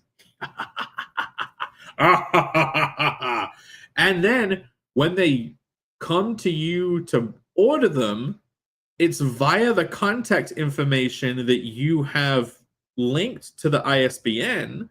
So that I would start maybe getting emails from stores trying to order them. Like, that's the business. That's how you do business.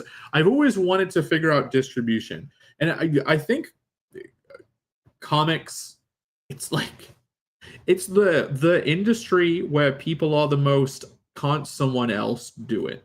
You know what I mean? It takes a different level of person to wear like a million hats. In video games, one person will wear a bunch of different hats. They'll have to do marketing, but then the game, but like programming and art and music and managing the team. Like a video game developer will wear more hats. But I think in comics, people want to be an artist, a writer, like even coming down to an inker, or even artist. It's like, oh, I'm a cover artist now. Like, or there's a differentiation between internals and covers and pinups. And it's like, to me, I don't understand how people can decide to specialize in like the nichest of the niche and say I'm that. It's like in the multimedia era, you're a creator, not a I'm a character design artist. Like, okay, that could be your job, but surely you must be able to do tons of other stuff. The bookstores will look up the book and order more. Exactly. That's what we must do. That means we need to do this for Fiendish too. This has to happen for Fiendish. Arena says, yeah, I'm doing ISBNs this time and doing stickers for the last books. Oh yeah, we need to get Fiendish. Guys, we gotta do it. We gotta. I'll do it with Connell. So the research, I'll try and share it with the sect. I'll call them the sect, the posse. I'll try and disseminate the information to the posse. And maybe we can try and scam our way into getting our books into stores, and you guys can probably help. You call up your Barnes and Noble and ask. You know what I mean? We can figure out distribution on our own without it being, because people bring up Diamond. Like, oh, I want to distribute my book to stores. I'll get in Diamond, and then what? There's the previews book. I don't understand any of it. I'm such a tourist. You can call me a tourist. It's fine. I won't get offended. Comic book tourist. I don't even know how for one, the concept of an individual comic book store. When I was going to university for comic book art here in England, way back in like 2008 to 2011, I failed my second year of uni twice. Just like Harry Partridge. You guys know I mention Harry Partridge all the time. On a latest Slightly Autistic on Oni Plays, he revealed that he also failed his second year of university twice. I am an alum of wasting money with Harry. I still have those student loan debts, but it's early student loan debt before all the prices went up in relation to the 2008 financial crisis. So I don't have those massive debts. Helmo Biggs, by the way. Connell might need to be wrapped in plastic with a warning to be stocked in bookstores. Yeah, that's what I'm thinking. So I would probably have to invest in a. You can get machines for that. When I worked in God, actually, I wonder if that would be expensive. There has to be a way where I can wrap my own books, and it would be inexpensive because they would have to be wrapped.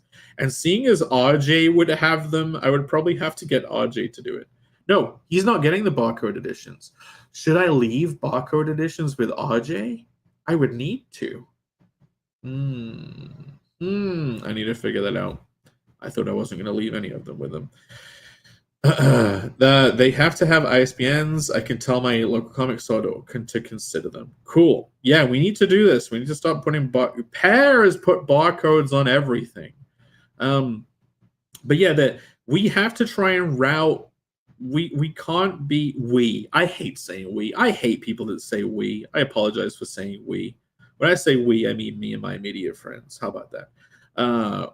We could, not we should. We could succeed by trying to figure out distribution in a way that routes the typical. Can't someone else do it? There you go. Many printers can wrap your books. Yeah, I know, but like they're not going to be wrapped at the printers. Damn, Jake is going off on the French. Jake hyperinflated his way out of debt. Yeah, baby! Inflation! All my student loan debt is like nothing now compared to what money is.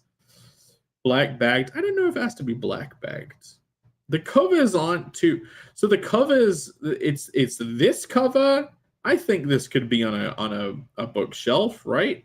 And if I put 65% in this field, this cover, this is fine. Could this not be on a shelf? Is this okay? Is this zone dangerous for Barnes and Noble shelves?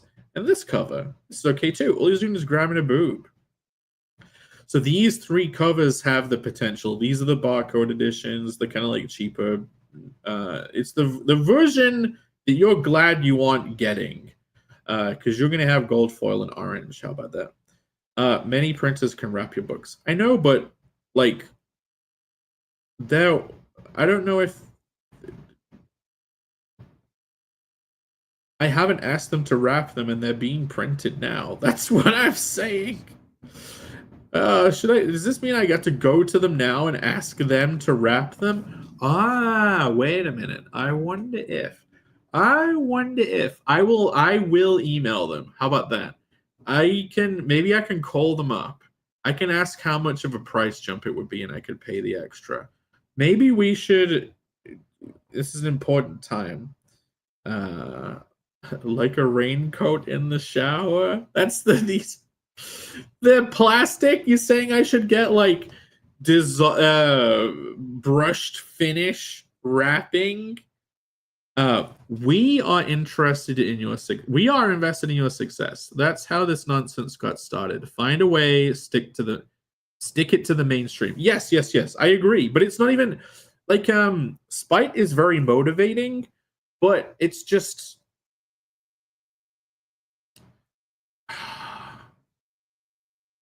if a job is worth doing, it's worth doing well. And there are people with experience out there who are doing it well, and maybe you can defer to them. But people treated Diamond as a one-stop shop for distribution, and like then they went bankrupt. I've always wanted to crack distribution as a concept. When I was a little kid in high school, photocopying my first comic books that I drew and selling them, I would go to the school photocopier. I would have the artwork. I would make my artwork. I would photocopy the full spread. So even as a kid, I was drawing pages in full spreads, by the way. Like, you know how I've done the freaking... Where's my little book? Where's my widow bookie? Where my widow bookie? You know, I've done this, like this, and then in the file, it's both pages. As a kid, when I was drawing comics, I would draw them on the full, it was A3 sheet of paper, and I would draw both pages either side. I have never drawn a comic that wasn't in spread form. But yeah, so I would photocopy that full sheet, and then I would cut it in half. Then I would figure out how the pages had to be, like if I was going to photocopy and staple them, how to open them as a book. Then I would take a new big sheet of paper and I would glue the correct side of paper to it. So I would have a sheet of paper. I would have the big spread, the big full bit of paper like this. Hopefully that was not a spoiler. And it would have like 1, 2, 3, 4 pieces glued onto it. So I could take those, give them to the photocopier in school. This was like, I would, on my lunch break, I would go and do this in fucking school instead of hanging out with friends and having fun. I would take all of this and I'd be like, can I have 200 of these, please? I probably just made 20. You know what I mean? Can I have 10 of these, please? And they would photocopy them all. And I'd be like, can I borrow the long arm stapler? Like, to get the staples into the middle of this shit, you needed like that super long stapler that can get it all the way in that they had in the office at the school. And then I'd fold them. Oh, it was beautiful. Then I would walk around school trying to sell them to people for like $5. That's probably what the equivalent is. I'd be like, would you like to buy my comic? $5. You're right. It has evolved. We still want you to succeed, and that hasn't changed. We share in your victory like sports fans. Hooray! Well, cool. We can do it. We can do it. Thank you. And thank you, everyone who has invested. If you know what? The whole time I do kind of, when people say, oh, this is an investment, this is an investment. The old style of crowdfunding is like, oh, you like a thing, you want it to succeed, right? And you're getting something out of it, but like, yes, there is supposed to be some emotional. I think that's why so many people are pissed off, because part of it is emotional. You know what I mean? It isn't just, oh, you buy a thing and pay for it. You were emotionally invested in the success of an individual. And then if your opinion changes on an individual, it does suck on a personal level. You feel like a fool.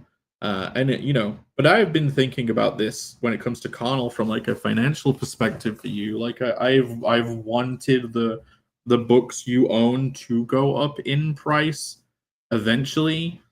And that's why I want to do animated versions on YouTube and put them up. Because I'm using Space King as the gold standard, Harry Partridge is the gold standard.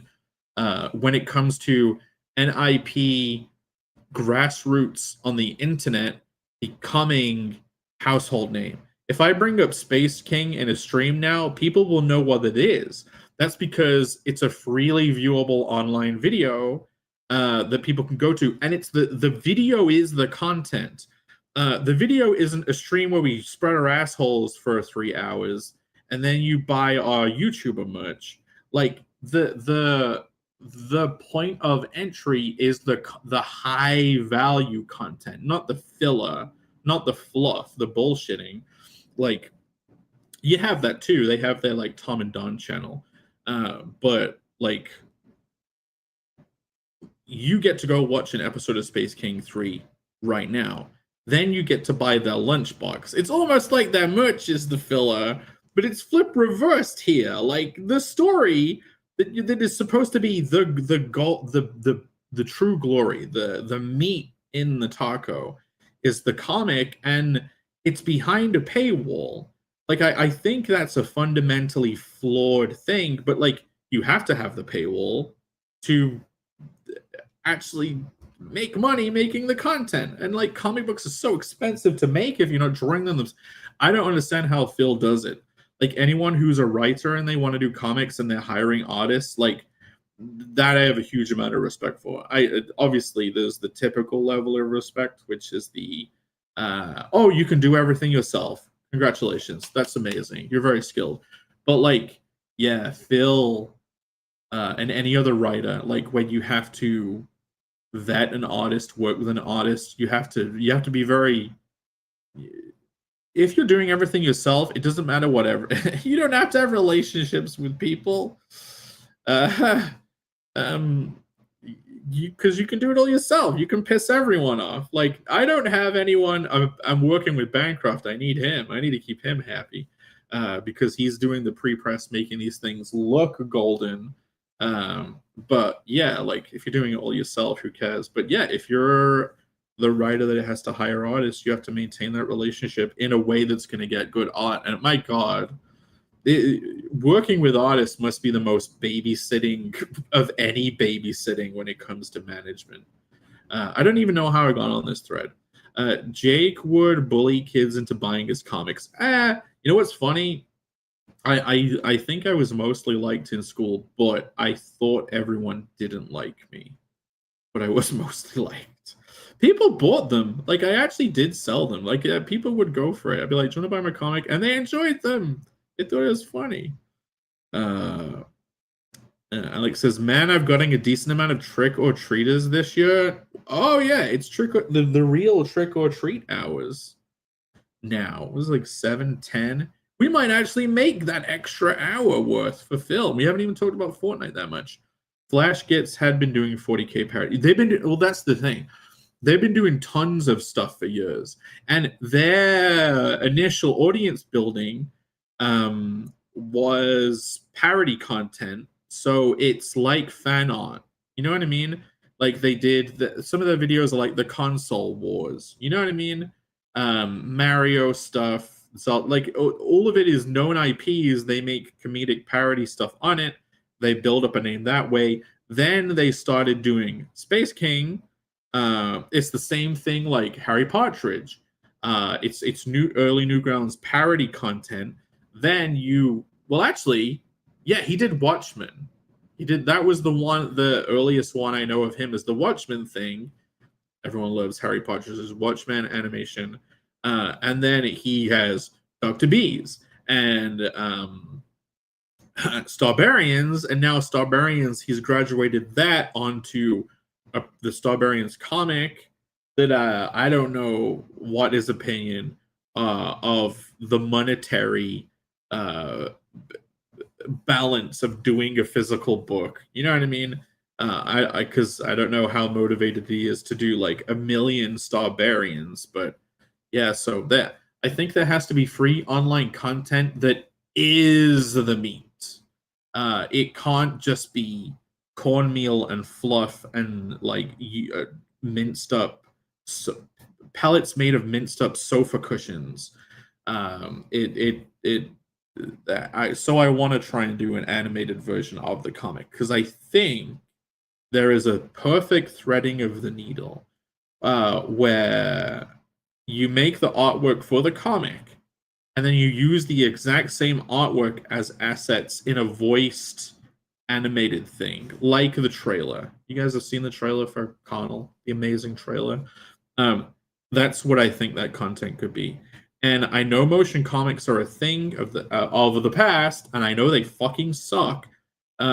So that's a stigma to navigate, is people thinking, they're not a motion comic. I'm gonna call it an animation. I am not calling it a motion comic. It is not a motion comic. That is so much stigma with that.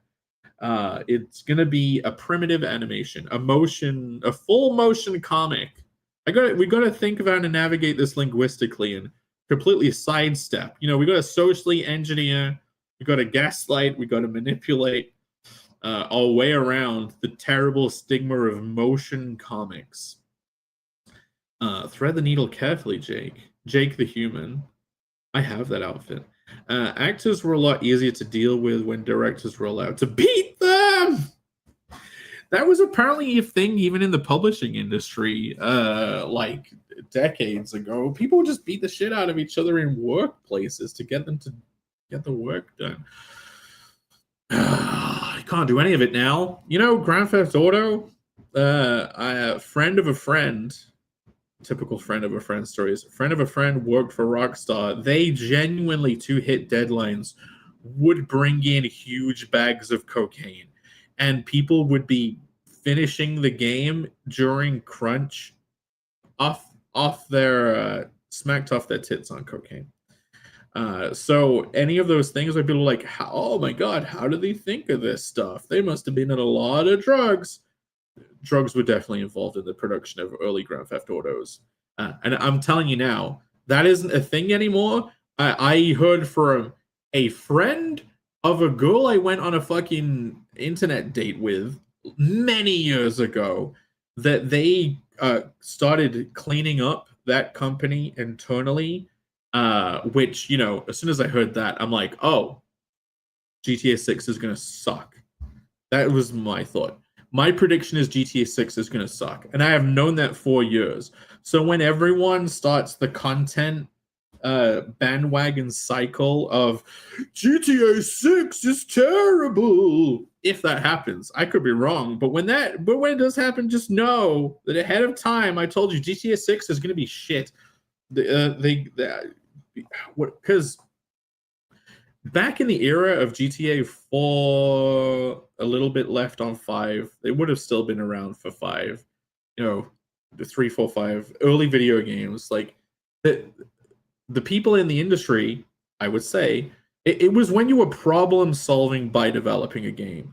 You're not just using, nowadays they do just use formulas, and people have, it's like standardized. It's become standardized because it takes so many people to make these things that, like, you can't feel out what the game is going to be, right? It's a huge production. It needs to be organized. There needs to be like all these documents and meetings about how everything's going to be structured, because you need to get people to make the work, and that is so much to manage. Like, it's almost as if the homogeneity of art is impossible to avoid the larger a product gets. You know what I mean? Like, every time they built a cathedral, did they feel out what the concept of what a cathedral would be? You know what I mean? Pyramids. Did they built the same fucking pyramid all over the earth with that old global society they had? I don't think they were like, you know what? Let's build a monolith. But we're going to feel out what it is. You know what I mean? Like, no, they had to probably standardize the concept of a monolithic pyramid so that they could build tons, you know, include all the people needed to make them. It's like Elon Musk with his rockets. You don't just sit there and be like, well, what's Saturn 20 going to be? Let's make up a whole new bespoke thing. No, he's like, we need to make 1 million of these things, so let's try and standardize them. Like, kind of happened with video games. How did I get onto that? What did I start with? I had the homogeneity. We go back to the distribution. It was those flash kits. Some point, I don't know, lost it.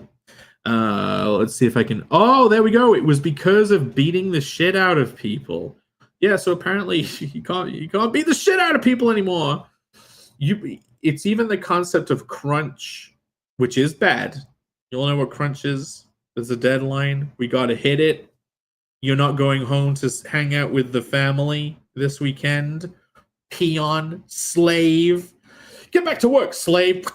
You know what I mean? We need to get a fun video game finished. Get back to work. Here, take all this cocaine. Those people would probably be sued now, so that just can't exist. You kind of can't get away with it. But crunch is bad. The kind of person that can endure crunch is someone that's going to make something good. You're going to endure the struggle of crunch if you are extremely enthusiastic. And I don't think you can run for very long if you're enthusiastic and unskilled. I think you get filtered out. So the people that endure crunch on the long run, in the long term, are going to be both enthusiastic and skilled because they're probably going to find efficiencies during crunch. This entire perfect fruit of this loom of crunch. Connell, you know how I'm driving to RJ's to pick up the books myself? That's because this is like the very small window of being in the US. I wanted to get the book finished during this period, right? I realized a few months ago that wasn't going to happen unless I fully dedicated to day in, day out getting it done. You know what I mean? So I would wake up, I would draw all day, I would go to sleep. I would wake up, I would color all day, I would go to sleep. And it was bliss. It was beautiful. Sorry for burping, that's disgusting. It was amazing. But it was crunch.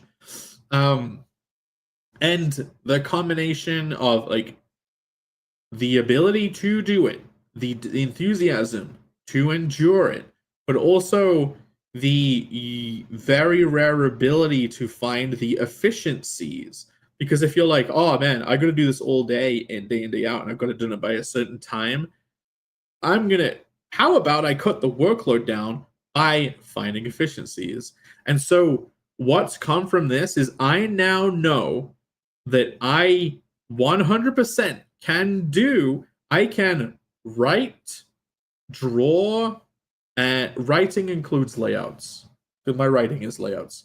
Draw meaning inking. So writing and layout, inking, and color and letter a 30-page comic book in 3 months.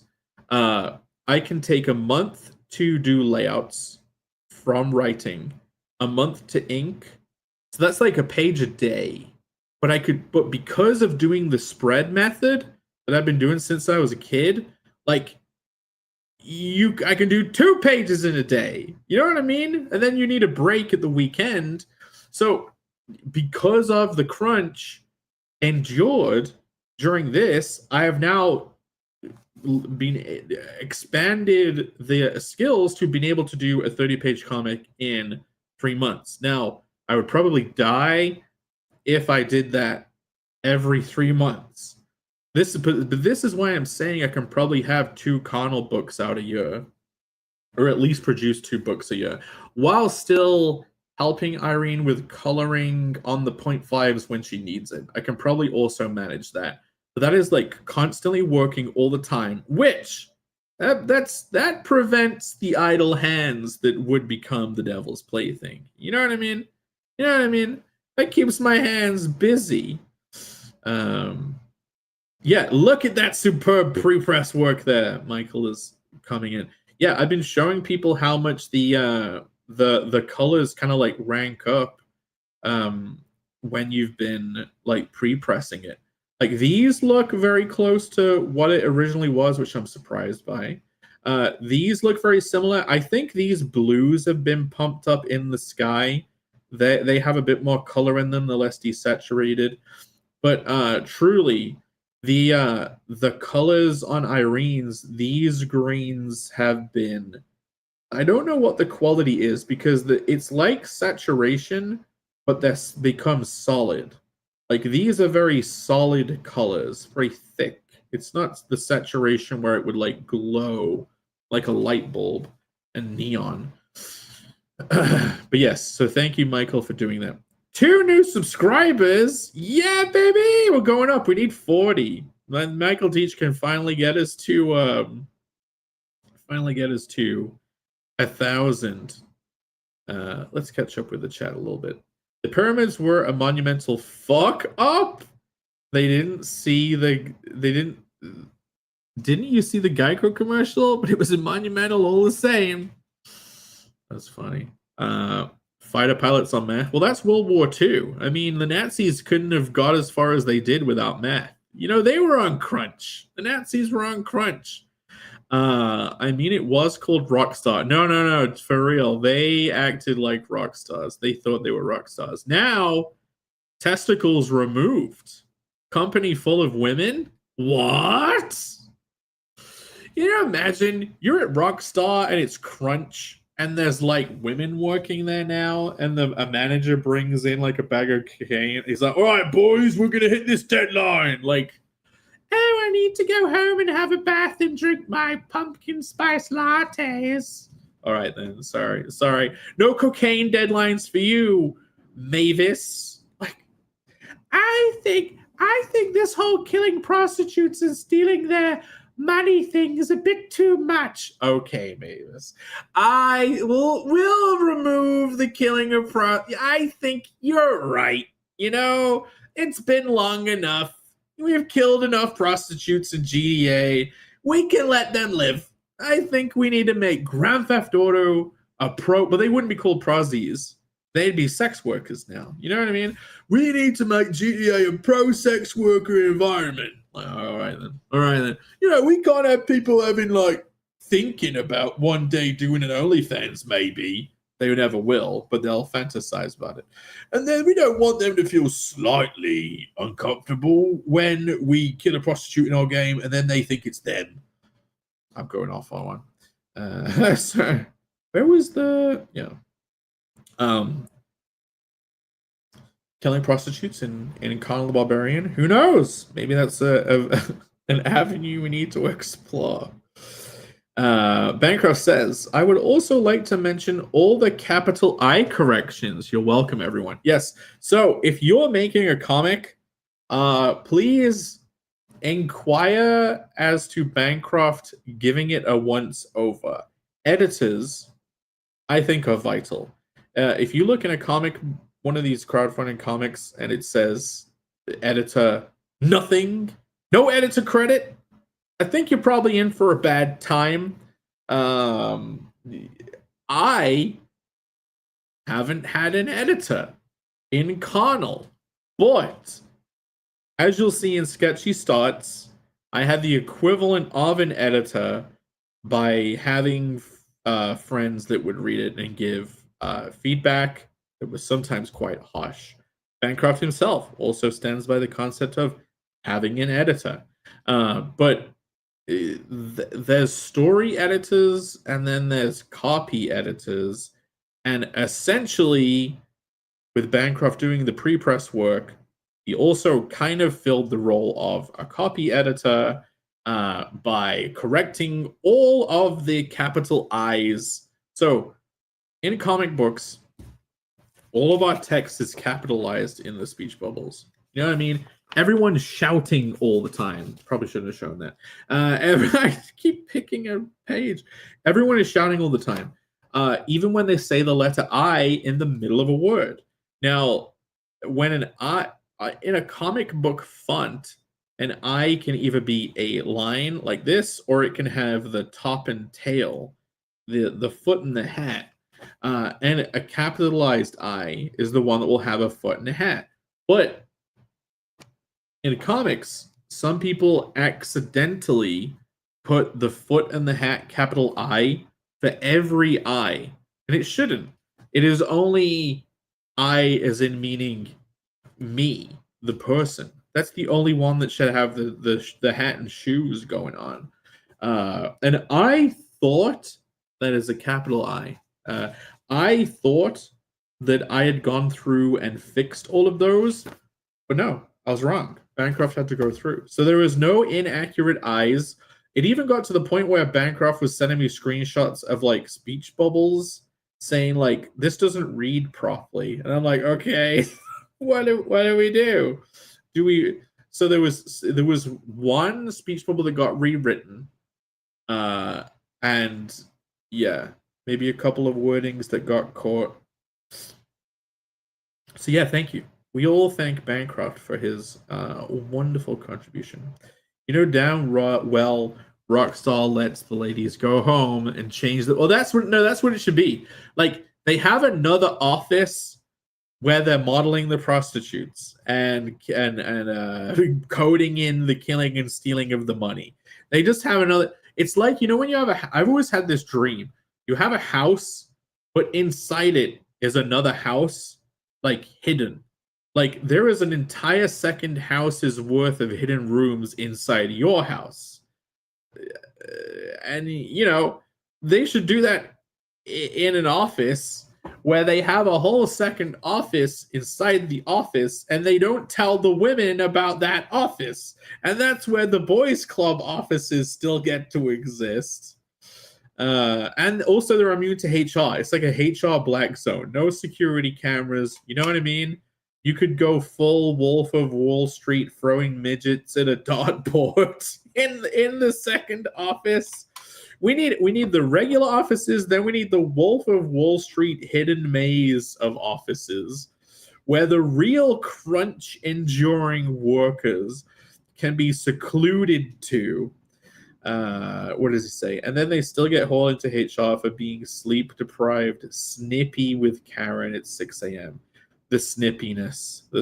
That is the personal, the flaw, the folly we must all navigate in our lives. The biggest evil. It's like hatred is akin to murder. That murderous rage of anger. It is something that I am also trying to work on every day. I get even irritated by certain sounds. It is very autistic. But yeah, it seems like life itself is a process of demurderifying you. It's killing the murderer within. You know, when you want to set boundaries. When you want to stand up for yourself and you essentially become a murderer with the rage of anger. All anger is murder is what I'm saying. And we can get rid of the anger, the hate. You can laugh. You can laugh at everything.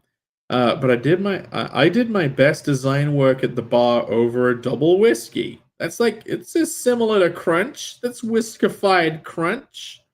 10 wonderful. We finally got up to 10 viewers, by the way, which is great. I don't know if streaming out of the blue was a good idea, but hey, I seem to have regained my ability to just talk for hours, even the extra hour. Is it fill time? Has Phil started the stream? I can't believe we filled in an hour. It says 00. I already set up the raid long ago. I don't think he's live yet. I'll leave it open on my... Oh, he is live! He's doing his intro videos. Well, we are getting ready to raid into Phil, and I have basically just been bullshitting for like an hour. Right when I'm starting to get viewers coming in. There we go. I should never stream early again. I should, what is it, 7:30? How about this? If I'm going to stream, it probably needs to be at least 7:30, if not 8 p.m. America time. Bancroft, who stiffed you? On what? I'll check in an hour later for the reply after the delay. Baron says it's a really fun book that I know you're all gonna love. Yeah, he's read it. He knows it's good. He wouldn't say I needed an editor. La la la la la la la la la la la la. You're in for a good time. It's gonna be good, guys. Just you wait. I'm so excited about future Connell books. We're gonna do it. Connell is gonna have a regular release schedule. It is going to become part of your lives. You're finally going to get, I love Smiling Friends. They're going to have releases. I used to love Rick and Morty before I didn't know what was going on with that. These things in our lives that have regular releases and we can rely on it, they kind of become part of our identity. Space King. I don't know. They might even be putting multiple episodes out a year on that show. This is what I think is part of success, a regular schedule. You cannot just put a story out every few years. It will not work. You're going to go nowhere. It's like kind of like walking up a sand dune and you step once and then you let yourself drip down. And then you step again and no. We need to be making enough steps so we can get up that sand dune. Sorry for using we. I hate people that use we. I apologize. There's no we. There's me. Fuck we. I hate we's. I hate people that say we. Irene says, I custom made a font where everything was capitalized except for the lowercase i's. You can do that. Yeah. I. That's very. Irene has a wonderful font for the lettering of Fiendish that she made herself. And Bancroft does the same thing. The one I have is the same because Bancroft is able to fix it.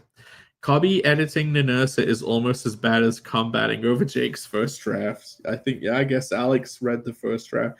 Alex, did you give me corrections on Connell? Were you a Cobby editor for Connell essentially? Get story editors, guys. The reason why manga is so good is because they have actual story editors. And I don't know if people even if it's even a common concept in this sphere of having a story editor. You know what I mean? Not just feedback, but someone who you creatively trust in. I know Bancroft has his lovely chap, who I will say that instead of saying a name because I forgot. He has an editor, and that's why the Lucen's so great. Maybe I need to try and find an official editor. The trouble is though, I don't know if there's anyone I fully trust with the humor, because humor is such a unique thing. But after getting the first issue out, the first chapter, which essentially had so much feedback, it was like having an editor. Maybe I will be very lucky and find someone who is creatively compatible to play an official editor role. But that's kind of the end of the show. It's 7:35. Phil has started. We have the raid set up. I'll say my goodbyes and then we'll head out. I hate how Karens have ruined the assumptions people make of women in nerd industries. I was riffing, but yes. See, the old style would be there would be a woman taking their cocaine too, and she was like, "I'm like one of you, right?" And she was never gonna get married. Eventually turn into a guy officially in the new era. Oh, for sure, I'm gushy as hell around women. Oh boy. Hey, look, the mouse is back. Hey, he just backed. I should have had a banner on display. Let's have a look. We can end the stream in that. Let's check it out. Did he back on Kickstarter? No. Did he back on Indiegogo? He didn't.